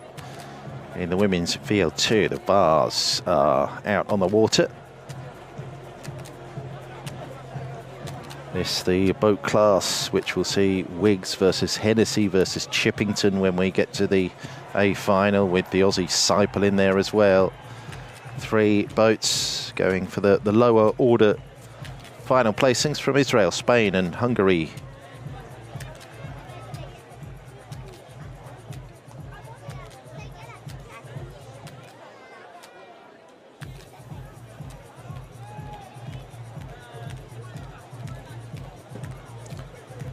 Got a 4th at the Euros a couple of years ago in Oberschlesien in Germany. Irina Schaffer, athlete and doctor. Back home, Ines Felipe Vidigal, 38, from Olivenza in Spain. First female para sprint canoeist to represent Spain at the Paralympic Games, and we know about Hungary's tradition, represented here in this race by 21-year-old Dalma Boldisar. It's not a million miles from the medals at the Euros in Szeged earlier this year. Boldisar, 5th. She was last year as well. Together to the start line, please. Come forward 3. Forward 3. Lane 3, come forward.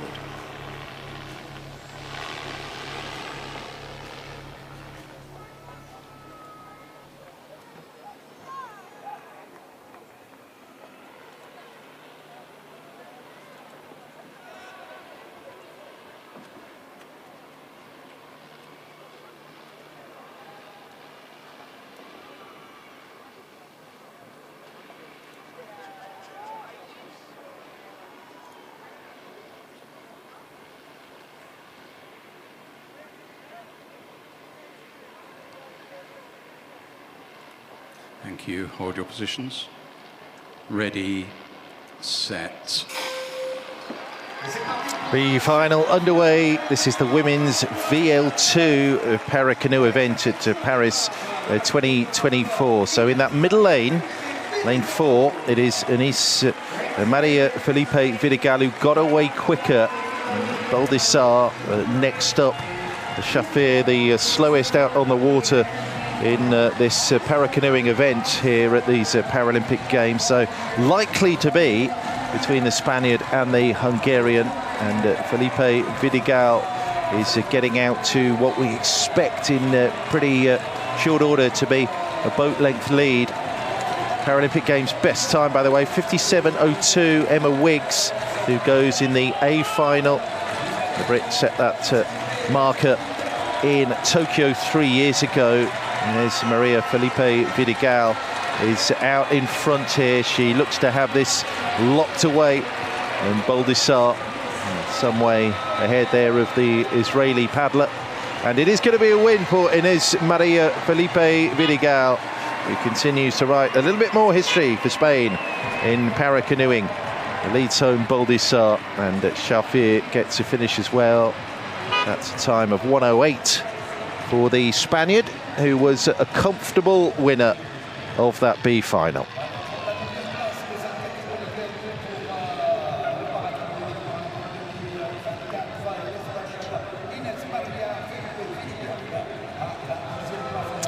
Well, 11.23. So they're 3 seconds back there for the Hungarian. And Israel coming up there with the 3rd place in that B final.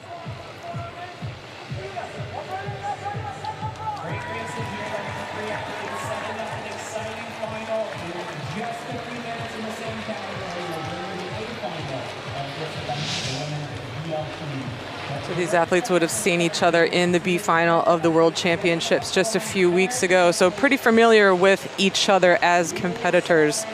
But good on Felipe Vidigal to turn around the result from there, where she was 11th and Boldisar was 10th. So big note-taking there in the Spanish boat in order to figure out how to get one better from that result in Szeged a few weeks ago. But here she is, charging to a lead out in front. The Spanish athlete Felipe Vidigal just getting herself out into the position she needed to be in to take the win in this B final over the Hungarian athlete Boldisar to her left. These two paddled away from the Israeli. A little bit of a margin between the Spanish athlete, the Hungarian athlete, and the Israeli athlete in this B final.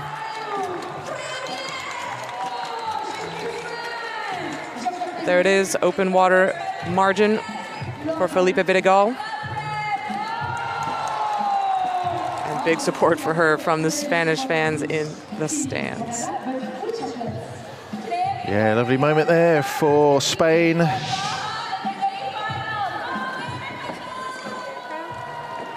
Takes the win.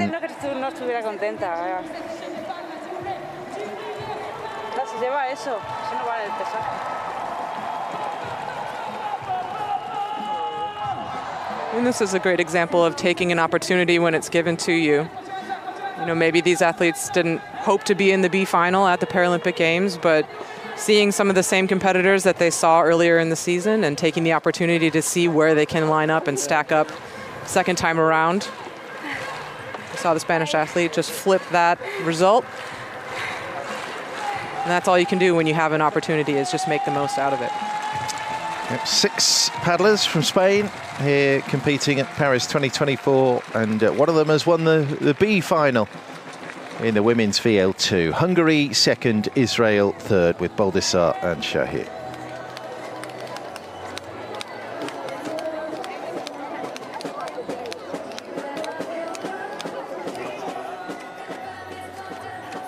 It's all set up for an absolute thriller here in the gold medal race in the women's VL2. Some really quick paddlers out there, and maybe a couple of firecracker outsiders with Rustamova and Bilia.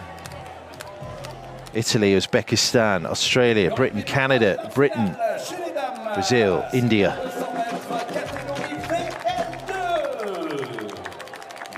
Please bring your attention to the start line for this women's boss single 200 meters VL2 A final.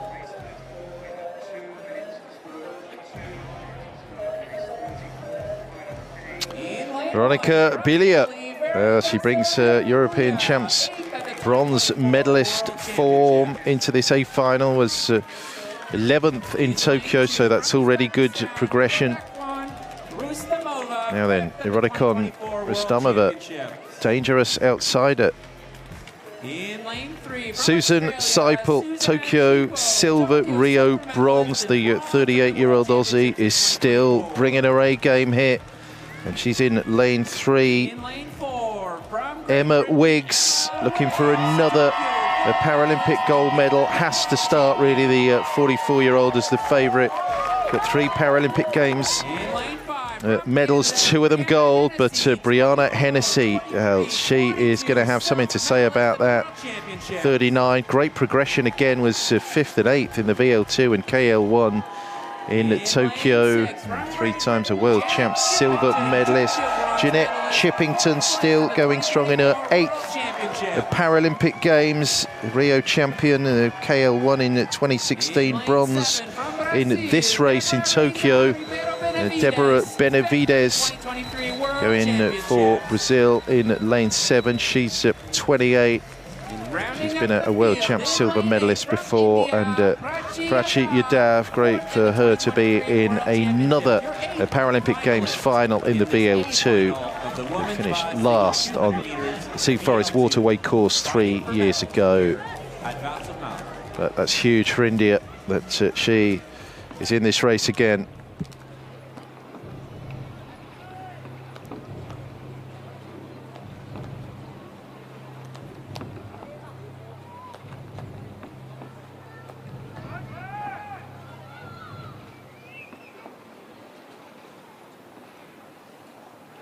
Thank you. Hold your positions.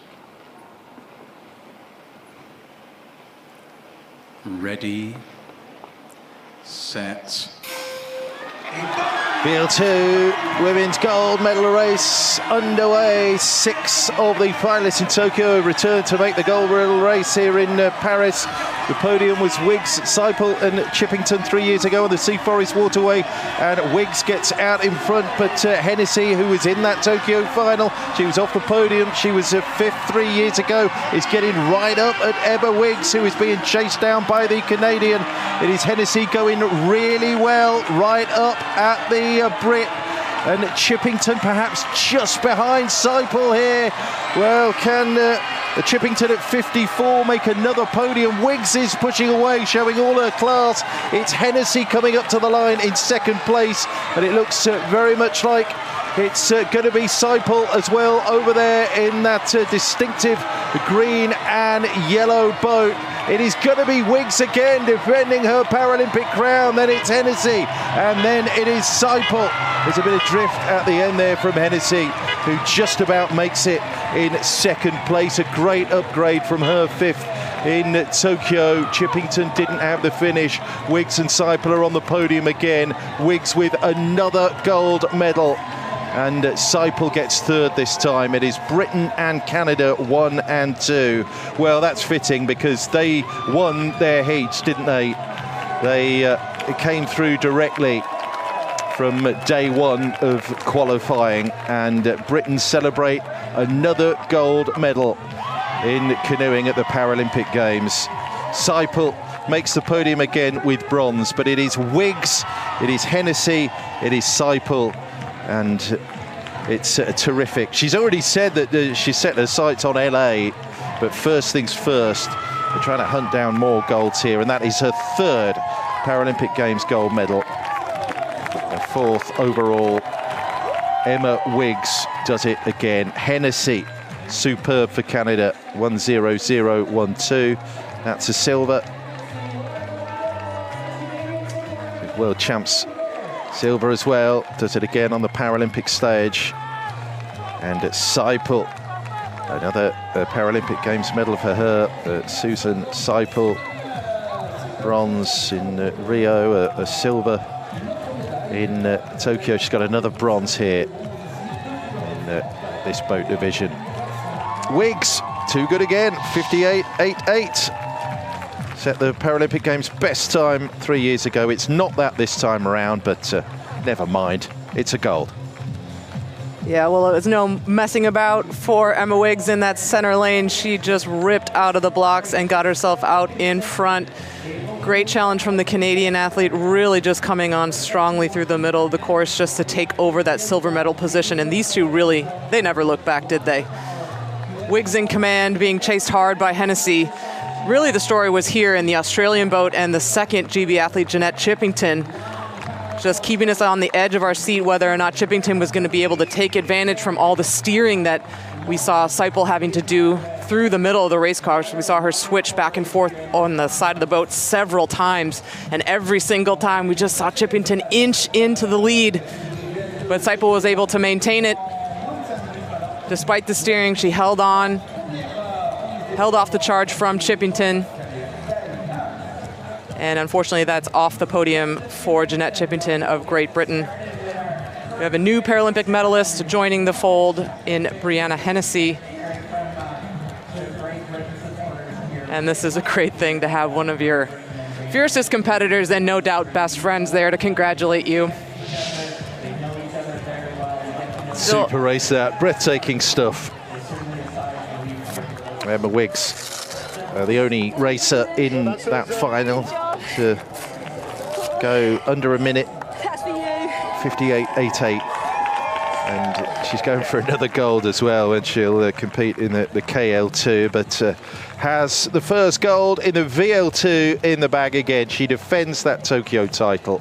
Hennessy on the podium, silver again, just like at the World Champs. Australia, Seipel does it again in this boat class. Silver in Tokyo, bronze here. She's such a fierce competitor, Wiggs.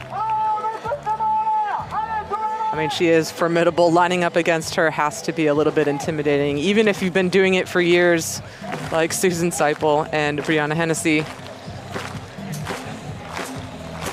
Wiggs has a focus on her face, really unmatched, I think, in this field when you get those shots of her coming out of the blocks onto the course.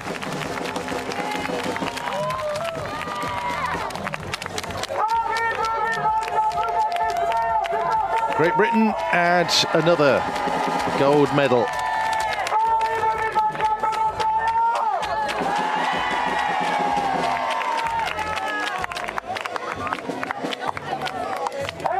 Three golds in Tokyo, in Britain for the para canoeists, a silver and 3 bronzes. And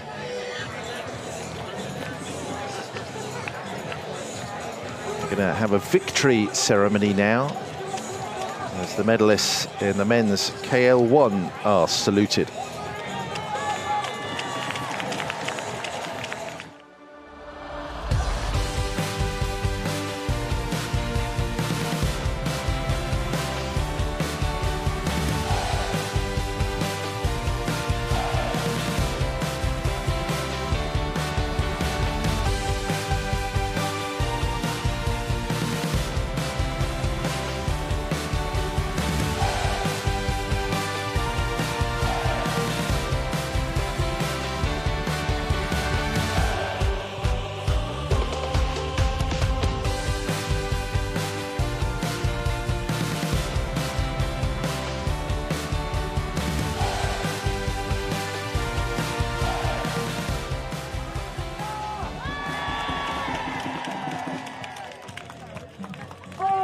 So, victory ceremonies are going to punctuate our final races here on the second day of 3 of para-canoeing at Versailles. Yeah, that's Remy Ball. 2 Paralympic medals, he says.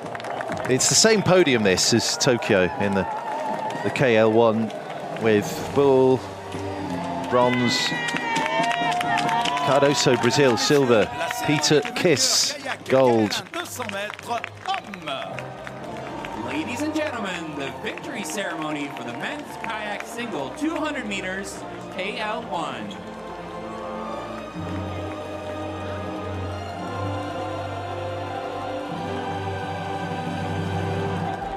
Athletes accompanied by the extremely smart officials. Shades of 1920s tennis, I think, about those outfits. The flowing trousers and the flat caps. Harking back maybe to a century ago when Paris hosted the Olympic Games.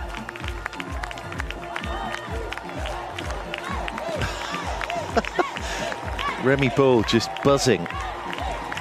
Well, being a medalist at a home Paralympics is really something that's a once-in-a-lifetime opportunity. If you're not making the most of it, what are you doing? Yeah, perfectly put. He's the European champion, Remy. Now he has another Paralympic Games medal. Great way to kick off the medal races for the host nation.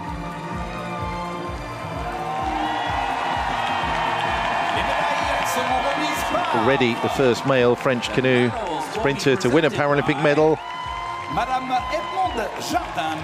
Done it again. This is Edmond Jardin, mayor of Versailles, town that hosts the rowing and the canoeing, the para-rowing, the para-canoeing this summer at the Paris Games. Mr. Cedric Lassault, City Councillor of Shell, is the accompanying person without presenting.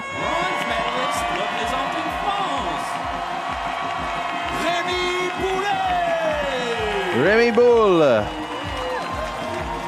the European champion, twice a world champs silver medalist, including this year in Szeged, and bronze in the KL1 in Tokyo. Bronze again, a repeat performance from the Frenchman.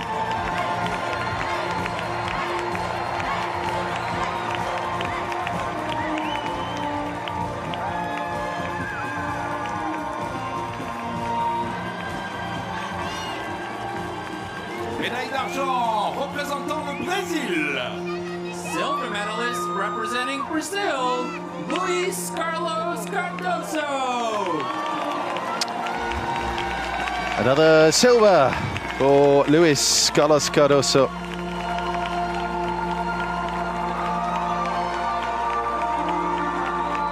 Second Paralympic medal, just like Bull. Well, in the absence of Kiss, he was the world champion in Szeged.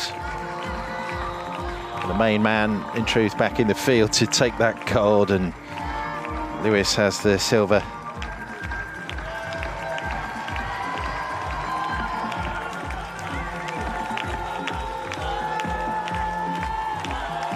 Médaille d'or et champion paralympique représentant la Hongrie. Gold medalist and Paralympic champion representing Hungary, Peter Kiss. Peter Kiss. He's done it again. Now then, a 2-time gold medalist at the Paralympic Games, and he's only 21. It is frightening what he can go on and achieve. I mean, big world-level events, all European championships, every race he enters. He wins 2 Euro Champs finals, 2 golds. 4 World Champs finals, 4 golds. 2 Paralympic Games finals, 2 golds. Too good. Peter Kiss, another gold medal in this boat category. The men's KL1. Veuillez vous lever pour l'hymne de la Hongrie. Ladies and gentlemen, please stand if you are able for the anthem of Hungary.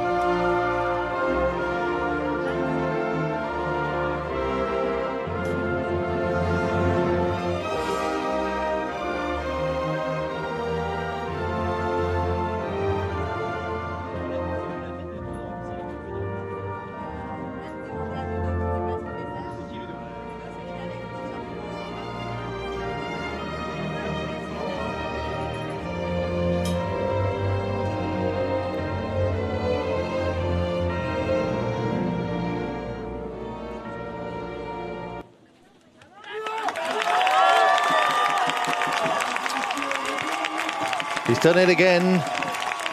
Hungary have only won 2 gold medals in para-canoeing. And this, the third appearance of the sport on the programme. Kiss has delivered both of them. It's a repeat podium from Tokyo. It's Bull of France with bronze. It's Luis Cardoso of Brazil with silver. It is Peter Kiss, the golden boy, again.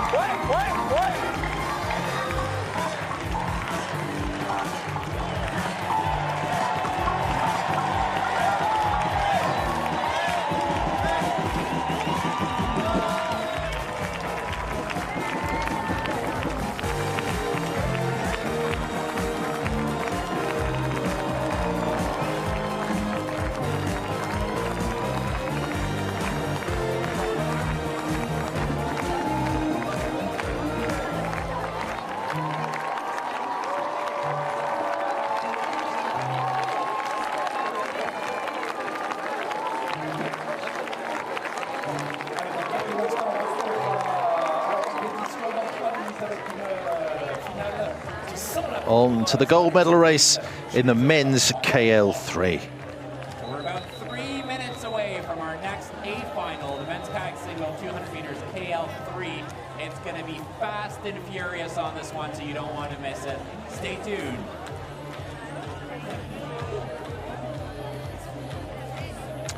Well, this is the calm as the athletes paddle down into their starting position before the fury of racing. This is going to be some final. Poland, Korea, Brazil, Australia, Spain, Algeria, Senegal, and Britain. And a whole bunch of history makers in this field. We have 3 athletes who are representing their countries at the for the first time at the Paralympics. Korea, Algeria, and Senegal being represented by these athletes for the first time in Paralympic history at para-canoe. Matthias Servillo, pole there in lane 1, Euro champ silver the last 3 years, so there's consistency there.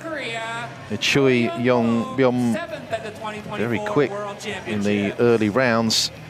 He's an outside shout here. He's got much heritage at major events, but don't discount him.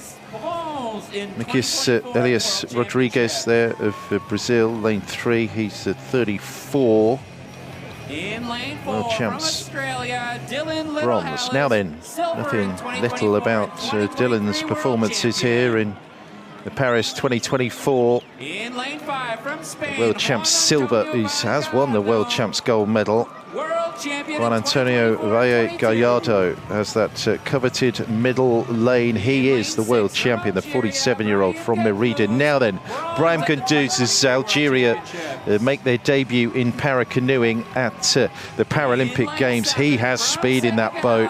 And likewise, his African counterpart from the Senegalese Armed Forces, the 38-year-old Sanka. What a story it would be. He was just off the podium at the World Champs, Sanka. And likewise, Robert Oliver, bronze medalist in Tokyo, 5th in Rio, 5th at the World Champs. But he is a previous World Champ silver medalist, the Brit. Who to choose here? But Little Hales and Valle Gallardo. They're the 1 and 2 positions. Well, Valle Gallardo, the Spaniard, who was the world champion. And heat winners, each of those paddlers. There's Dylan Little Hales, just 24 in lane 4. From Gosford in New South Wales, off the podium. 4th in Tokyo. Hold your positions. Ready, set. This is going to be an inferno of pace and power in the A final in the men's KL3. What a start there from Gunduz. We've seen real pace from the Algerian, who is looking to write Paralympic history.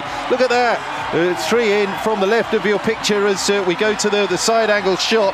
Gunduz absolutely firing, and Sanka just behind as Valle Gallardo. We expect to finish from the Spanish world champion to the inside of the Algerian. But what a performance. Does he have the stamina, and does he have the power to bring this home for what would be an absolutely sensational gold medal for Algeria?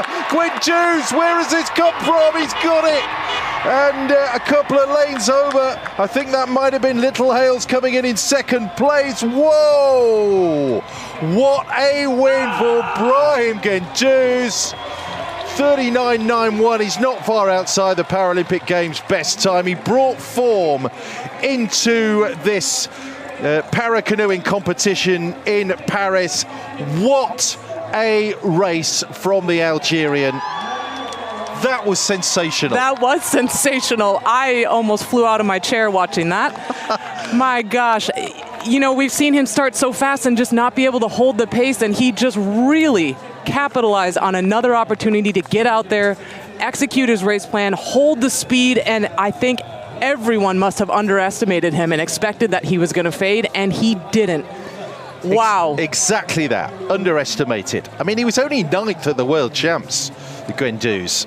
He has been on the podium, but that was last year, but he's tapered everything to come in the gold medal position here. Little Hales has finished in the silver medal position, and it seems that Mickey Acelius Rodriguez has edged out Valle Gallardo, the world champion. Well, we knew there was something brewing in this boat division, the KL3. Extraordinary racing, and Rodriguez takes bronze. 0.84 behind at Gunduz's time of 39.91. Ah, sparks were going to fly from somewhere in this final, and the Algerian produced them. That is one of the great stories in para-canoeing. Brahim Gunduz for Algeria, the first time a paddler from that nation has come into the Paralympic Games, gets the gold. Wow. Well, nothing like entering and setting the bar really high for anyone who's going to come and paddle for Algeria after this. But what a statement. What an execution, making it happen in the moment, on the day. Paralympic final, taking notes from every time he's gone out on the water, and the speed off the start hasn't panned out for him. And here he is. Really turned it around and just made it happen. These margins, gosh. Valle Gallardo just missing out on the podium by 100th of a second. Yep.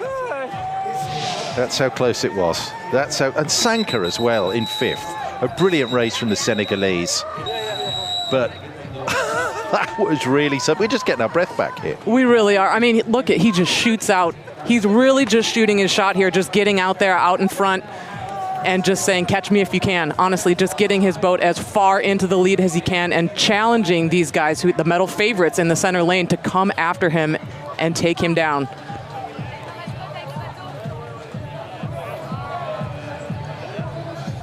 And really great race from the Brazilian as well. We haven't really seen the form from him that we were expecting to have him to require to get up onto the podium. But I mean, we can't take our eyes off this athlete. Just such a statement of dominance. This field has been so tight, and to win by this margin as well, I think is just extraordinary.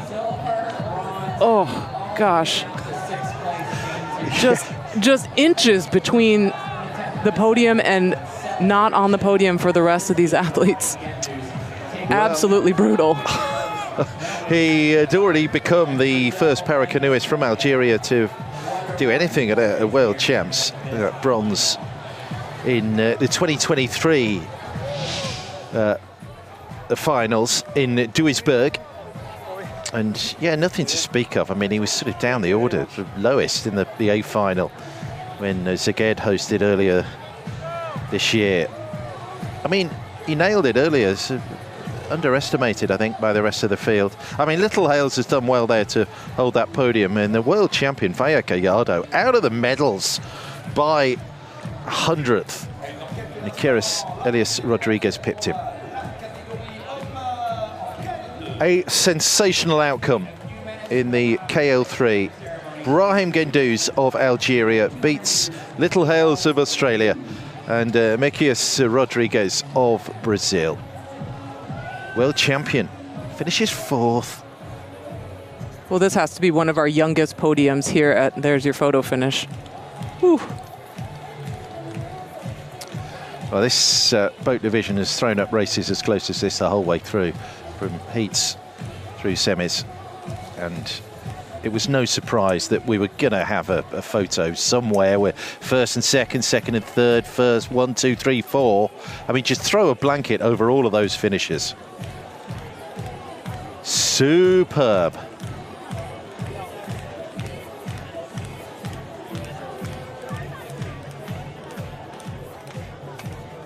And perhaps fitting that everyone just takes a minute to absorb that story, as we're going to see a victory ceremony now. Men's KL2.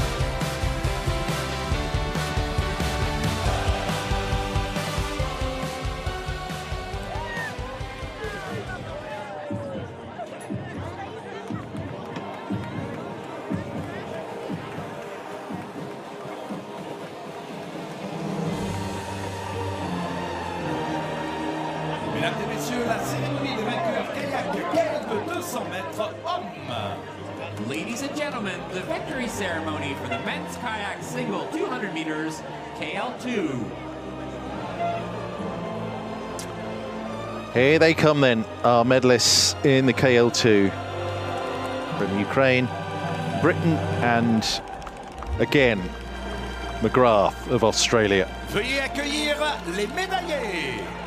Please welcome the medalists.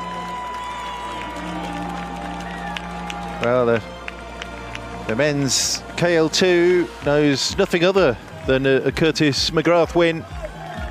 It's the three-peat. Just a reminder that para-canoeing first appeared on the programme at the Paralympic Games Rio 8 years ago.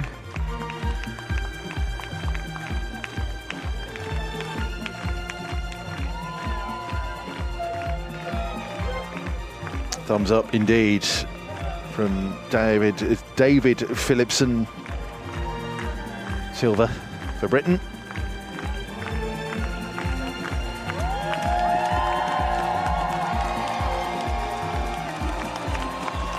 Les médailles seront remises par...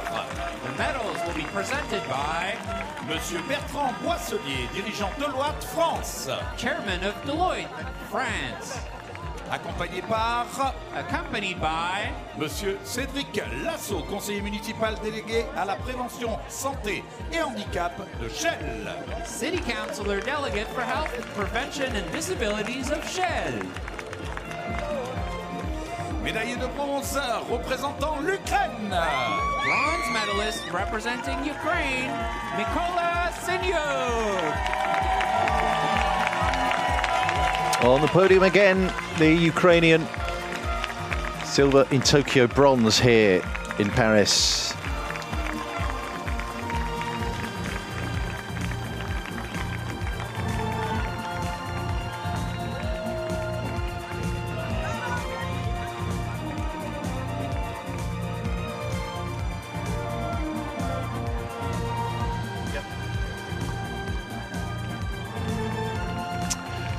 European champion this year and the Paralympic bronze medalist, Mykola Sinyuk. Silver medalist representing Great Britain, David Philipson.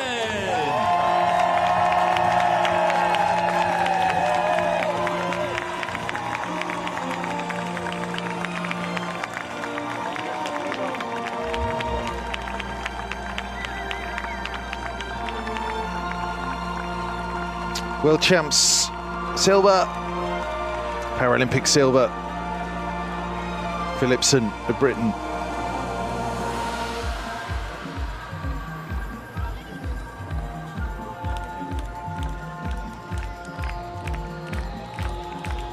Just look at that, just looking at the medal, can't believe it. Little shake of the head there. Et champion paralympique, représentant l'Australie. Gold medalist and Paralympic champion representing Australia, Curtis McGrath. He's done it again.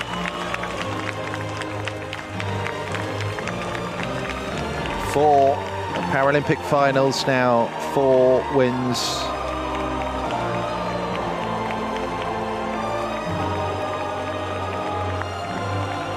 Three of them in this boat. One in Rio, one in Tokyo. He's added the Paris title. Curtis McGrath of Australia.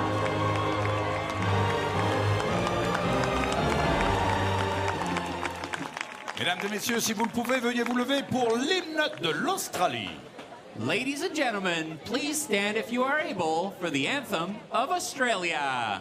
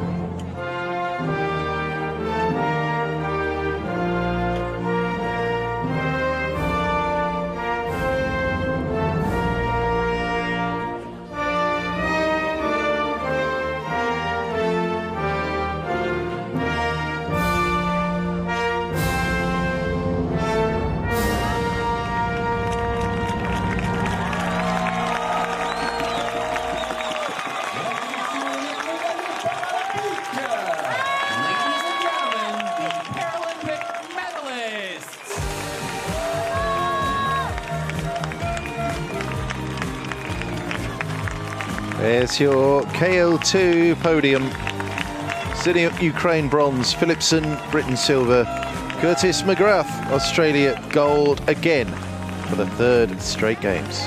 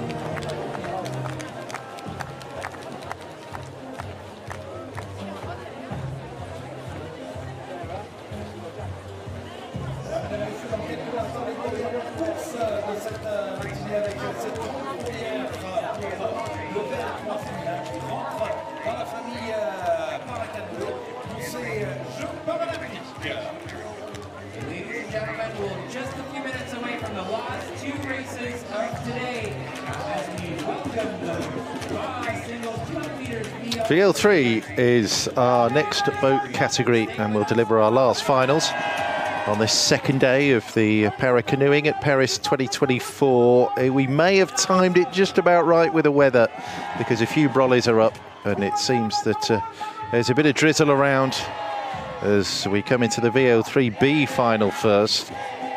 There are going to be 4 boats in this race from Japan, USA, France and Kazakhstan. Elias Charvet just narrowly missing out, the young French paddler, from hitting the A final.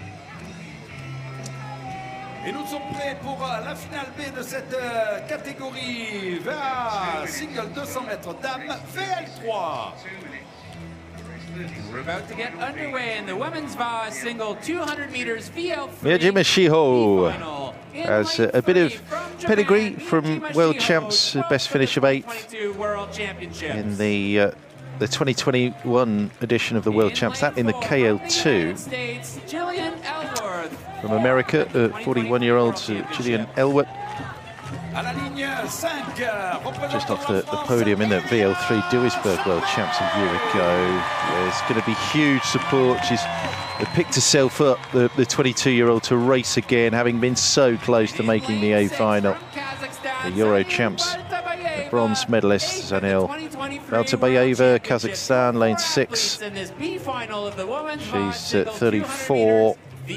She finished 11th in this boat division. It's on the para program for the first time here in Paris 2024. The VL3 men raced in this division in Tokyo, but we've got complete gender equality now. 5 medal events for the men, 5 medal events for the women, an even split of 50 male paddlers, 50 female paddlers at these games. Third time para-canoeing has been on the schedule. It was introduced in Rio.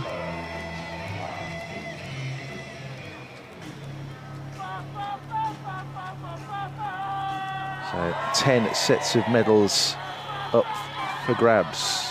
We've had 6 countries making their Paralympic debut, and Algeria with that sensational goal for Guendouzi. Charvet, naturally, the lion's share of the crowds will be just willing her on to a Paralympic final win in this petit finale. Ready, set. VL3 B final, this historic introduction of this boat onto the Paralympic programme. Charvet wants to be pretty in that pink boat here, gets out quickly. Baltabayeva in lane 6 on that near side, just about has second from the American Gillian Elwood, and Miyajima Shiho dropped out of the picture almost straight out of the gate. Charvet, well, she was in a qualifying position the whole way through in the semi-final and just didn't have the stamina at the end, and it's much a similar question here as whether she can keep up this pace all the way to the end of this 200-metre racetrack. Baltabayeva just coming under threat now from Elwood, who looks to have a strong finish in her, the American, and Charvet sees that lead just being whittled down ever closer. It is still just about Charvet for the petit finale win. She does it.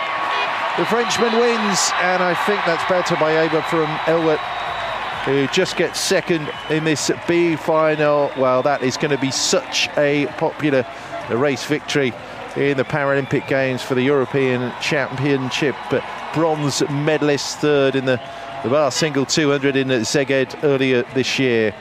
And we have our Japanese paddler Miyajima Shiho coming over the line last, 101.65.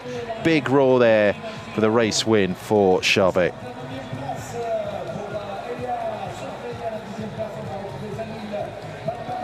Sprint finish there for Baltabayeva, but wasn't enough to take the win away from the 22-year-old from Bordeaux. Well, it was tough to take, not qualifying for that final, but 22. It's a brutal world, isn't it? The top end of sport, and she will emerge a stronger athlete because of that, and she's already demonstrated that by winning her very next race, Charvet.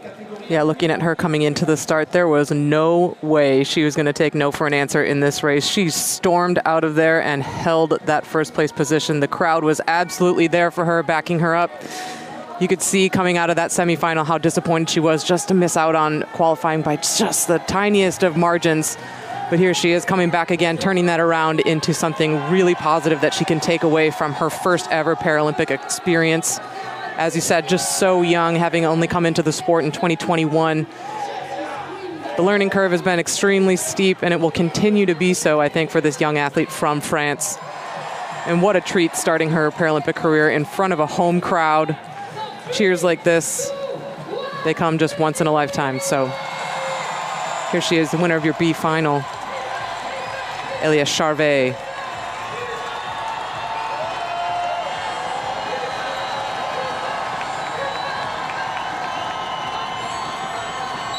Oh, and someone brought a big picture of her face to the final as well.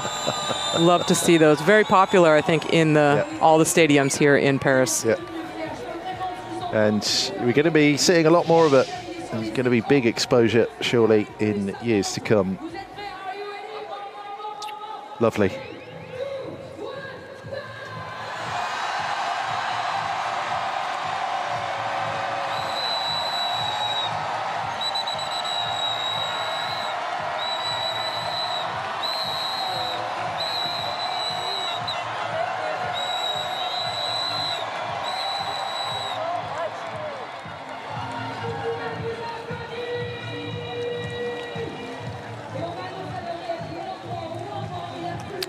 Elliot Charvet, Zenel Baltabayeva, Gillian Elbert, Miyajima Shiho, 1, 2, 3 and 4 in the B final in the VL3.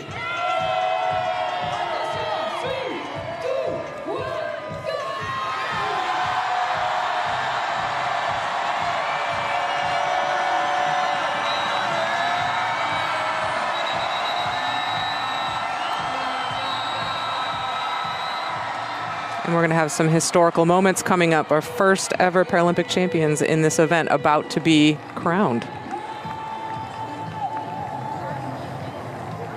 That was a great one. Oh my gosh. Good race. That was a good one to finish on. God, that was so close. It was. Yeah. Well done.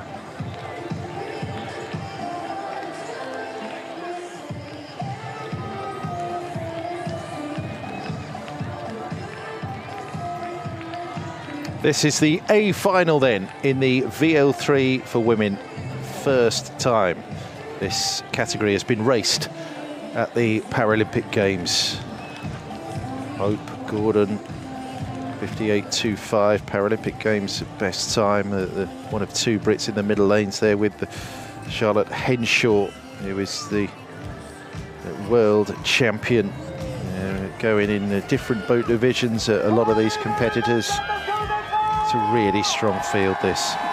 Poland, Canada, Uzbekistan, Britain ×2, China, Brazil and Ukraine. De cette belle journée ici à Versailles avec la catégorie dames single 200 mètres, VL3. And we're ready for our last race of today, the women's single. Monica Kukla has come as close as fourth at the Euro champs to getting a medal in this boat class. She's in lane 1. We've been an historic first para-canoeing medal for the Canadians here in this session. I wonder if Erica Scarf can get in amongst it. The silver at the world champs last year. So Zora Madalieva, dangerous in lane 3, the 23-year-old Uzbekistani. We have Hope Gordon, the 29-year-old world champ silver medalist. She was the world champion last year.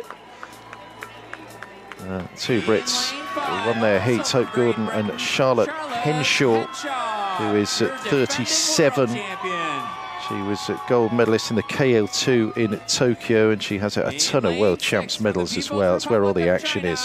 Zhang Yong Yuan, 39, the Chinese paddler, has already competed in para-athletics as well for her nation. And Marie Santilli, 46.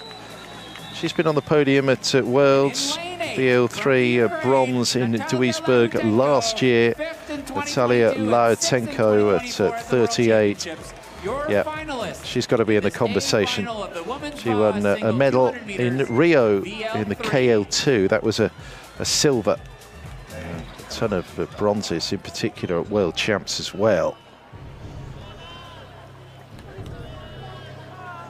Battle of Britain, though, in the middle lanes. Gordon and Henshaw.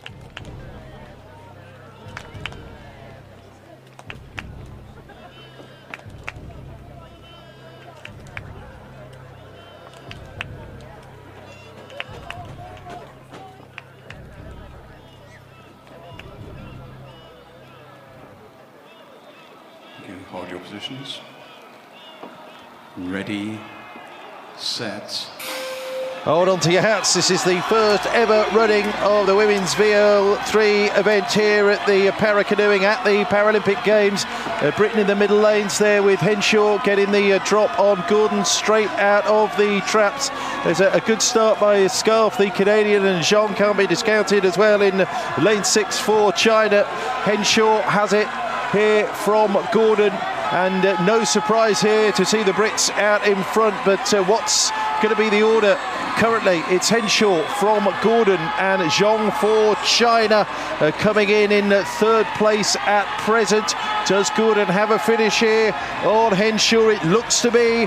Charlotte Henshaw coming home for the gold medal and writing her name into the Paralympic history books here as the inaugural winner of the women's VL3. It is Henshaw from Gordon. It's going to be the Chinese Zhang for the bronze, but it is going to be Charlotte Henshaw, 37, adds another gold medal, the KL2 champion from Tokyo, and here she is on the top of the podium as well.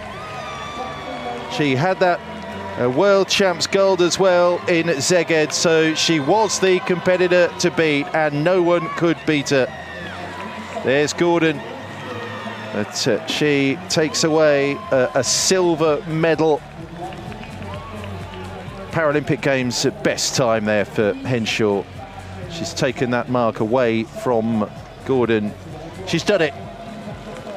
The Brits dominant 1 and 2 with China claiming that bronze medal. Hope Gordon sits in second.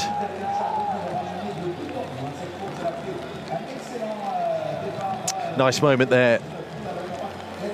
The two Brits. Henshaw took it, she got out, led from the front, brought it home. They've added more medals, the brilliant Brits in para-canoeing. Huge result as well for Zhang Yongyuan, 57.43, gets the bronze.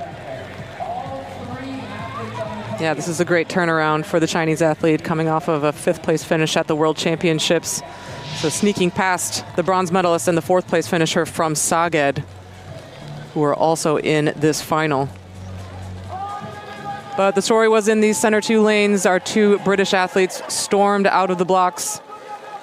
Henshaw really leading wire to wire. Saw an early challenge from Hope Garden. I thought maybe she was going to make up some ground there and sneak up closer to Henshaw, but it was not to be. Henshaw, too dominant in this event, held that lead and extended it through the middle of the race. Zhang just executing her race plan perfectly to snatch that bronze medal. Saw some late charges from the Canadian and the Uzbekistani athlete over at the top of the screen, but Zhang got herself in such a strong position in that bronze medal position, chasing down these British athletes, that she was untouchable for that 3rd podium position. Again, heck of an athlete. Charlotte Henshaw represented Britain in swimming in Beijing, London, Rio. Silver in the 100 metres breaststroke in London. back home 12 years ago, bronze in that same event 4 years later in Rio, that in the SB6 classification. Since switching to para canoeing has been bossing it as well. And now Paralympic Games best time. She's taken away from Hope Gordon, who said it on day one of the competition here.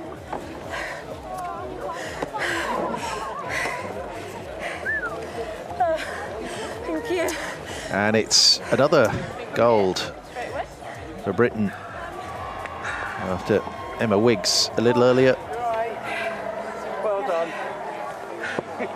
Awkward hug moment. Well done, you're right. Yeah, it just wasn't the best.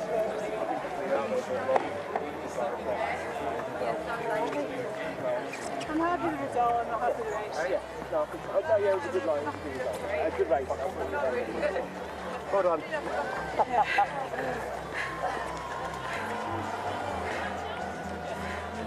Yeah. Yeah. Can I have my legs at some point? I didn't cover that back.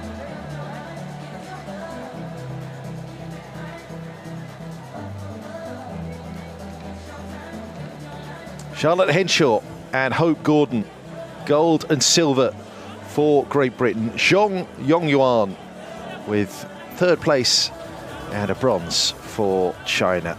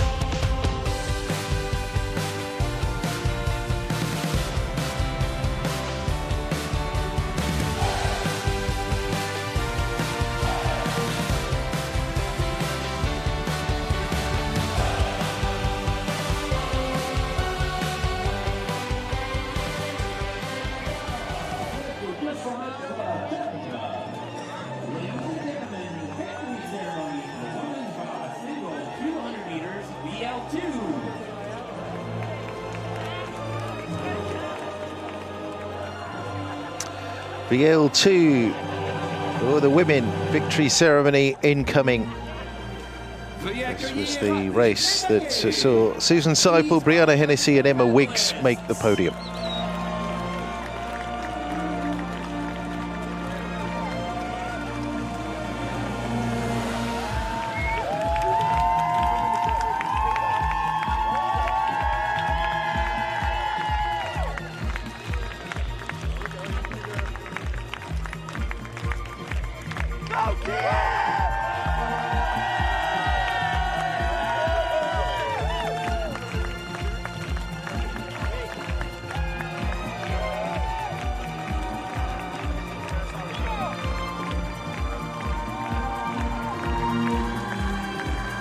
That's glorious for Canada. That's the nation's first ever medal in the canoe events at the Paralympic Games.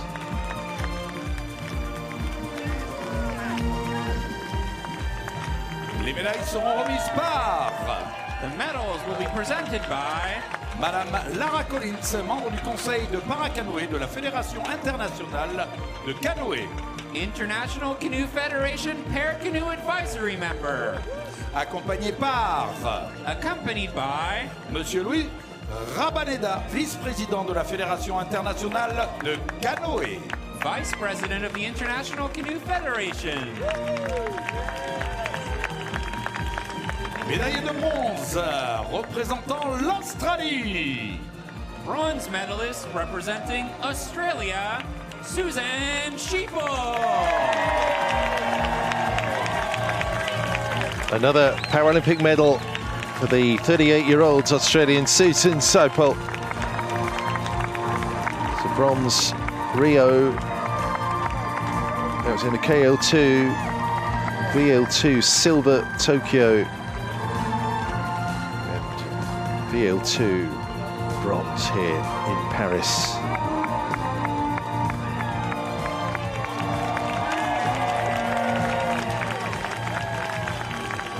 Médaillé d'argent représentant le Canada. Silver medalist representing Canada, Brianna Hennessy. Breakthrough medal for Canada provided by Brianna Hennessy from Ottawa.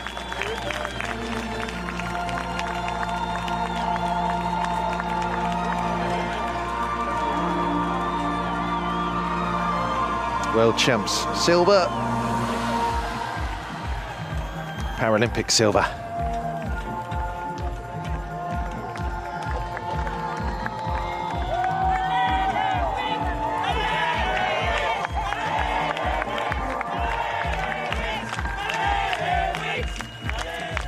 Médaillé d'or et championne paralympique représentant la Grande-Bretagne. Gold medalist and Paralympic champion representing Great Britain, Emma Wiggs. She's done it again. Tokyo champion, and she's followed it up 3 years on. The brilliant Brit, Emma Wiggs. Her fourth Paralympic Games medal in total, her third gold.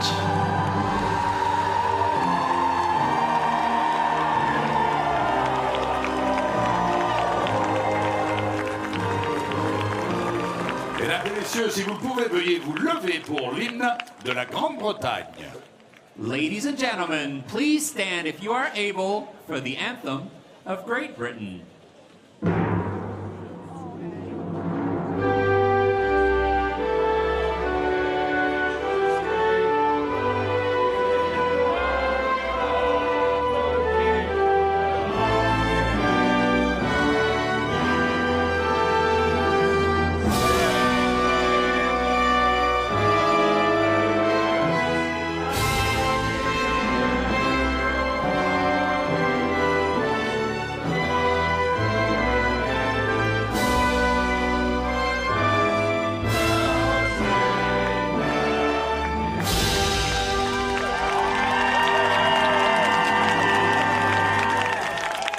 Mesdames et messieurs, les médaillés paralympiques.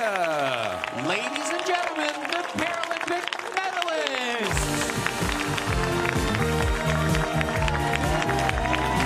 Medals then for Susan Seipel, Brianna Hennessy, Emma Wiggs, bronze, silver and gold. And all three of these racers will be going again in other events on the final day. Perhaps more medals incoming for the medalists, the podium finishers in the women's VL2.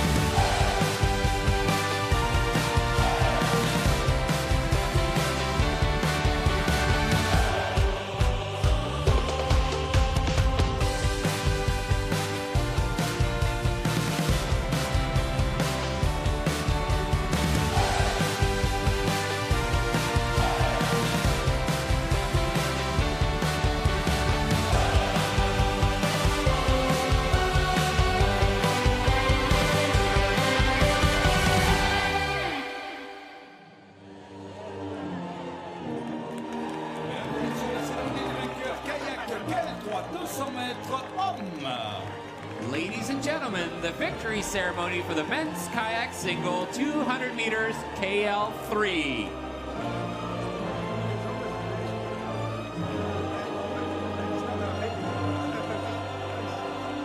The athletes from Australia, Brazil and Algeria here will receive their medals for the KL3.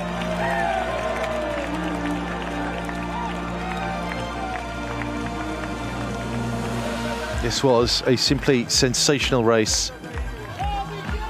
New history written with an African nation making the podium in para-canoeing at the Paralympic Games. Not just making the podium, by the way, absolutely exploding the gold medal spot.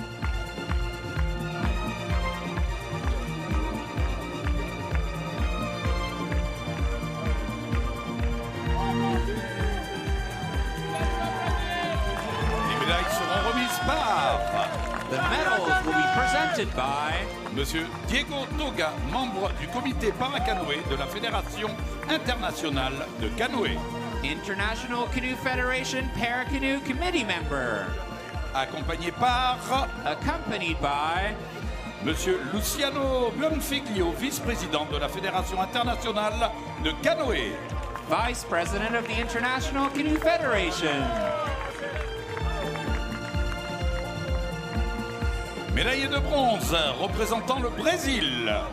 Bronze medalist representing Brazil, Miqueias Elias Rodrigues. Miqueias Elias Rodrigues, the 34-year-old from Curitiba. World Championship bronze. Translates that into Paralympic Games bronze.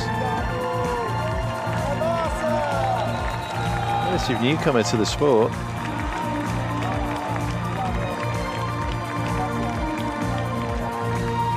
Another podium.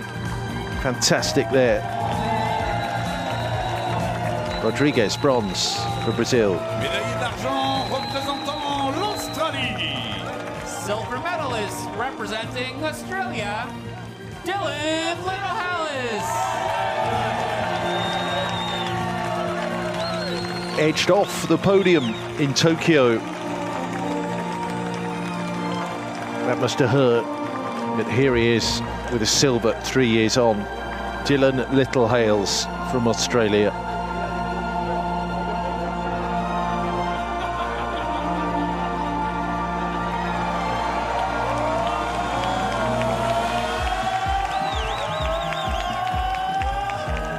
Médaillé d'or et champion paralympique représentant l'Algérie.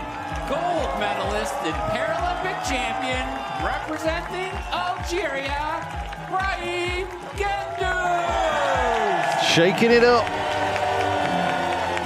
He's exploded a missile there in amongst the men's division in para-canoeing. The Algerian Brahim Gendous, who won a sensational final there in the men's KL3. Algeria with gold. Africa have a gold in the Paralympic Games canoeing competitions. That was a race win for the ages from Brahim Gendous. Mesdames et messieurs, si vous le pouvez, veuillez vous lever pour l'hymne de l'Algérie. Ladies and gentlemen, please stand if you are able for the anthem of Algeria.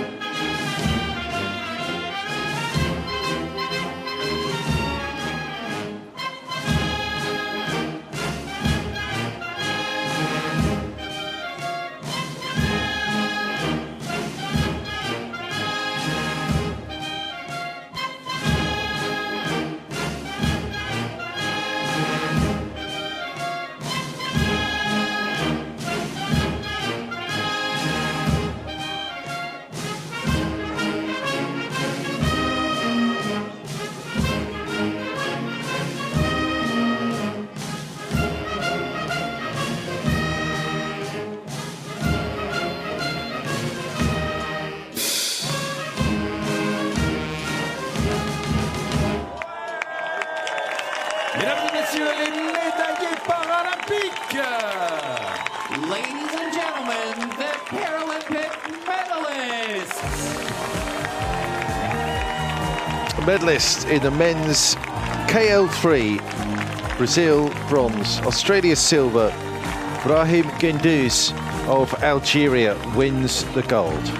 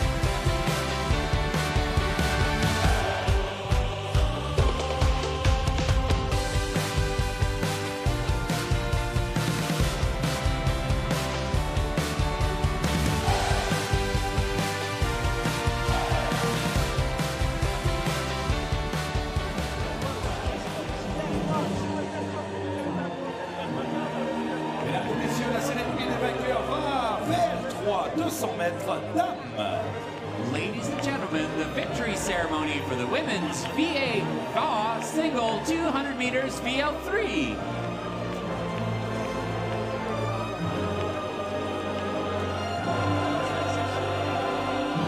It's our final victory ceremony on the first medals day here at the Paris 2024 Para Canoeing.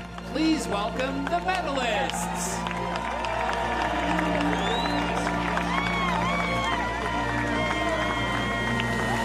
China and Britain here. The Brits won gold and silver with Charlotte Henshaw and Hope Gordon. Zhong Yongyuan took third for China.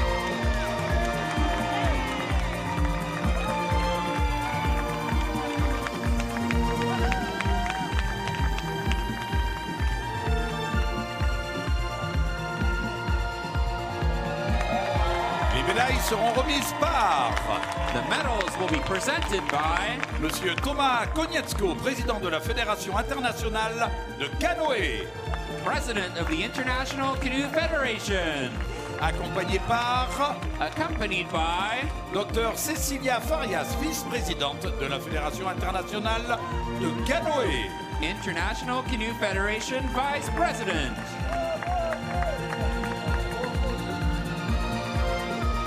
Médaille de bronze représentant la République populaire de Chine. Bronze medalist representing the People's Republic of China, Song Yong-yan. She's won medals in para-athletics for China. And now she's on a para-canoeing podium. Zhong Yongyuan.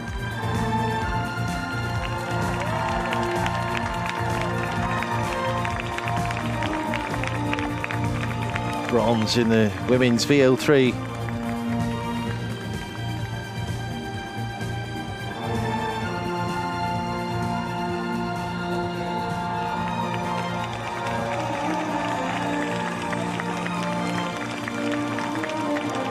Médaille d'argent représentant la Grande-Bretagne. Silver medalist representing Great Britain, Hope Gordon.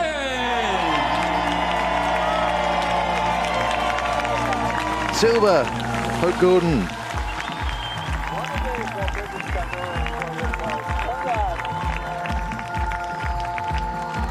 Silver at the World Champs this year. She won the World Champs gold in this boat division a year ago.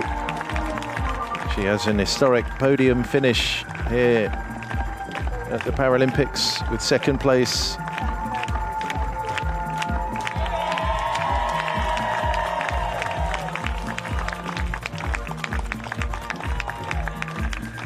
Médaille d'or et championne paralympique représentant la Grande-Bretagne. Gold medalist and Paralympic champion representing Great Britain, Charlotte Henshaw. Well, she won 2 World Champs golds in Szeged this year, including in this boat class.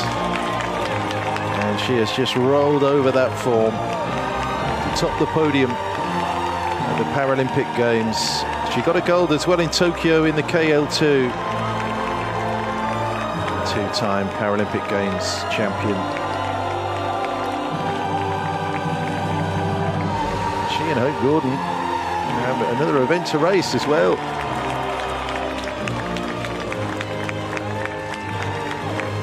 Gold then. An historic gold in the first ever VL3 Paralympic please women's stand if you final. are able for the anthem of Great Britain.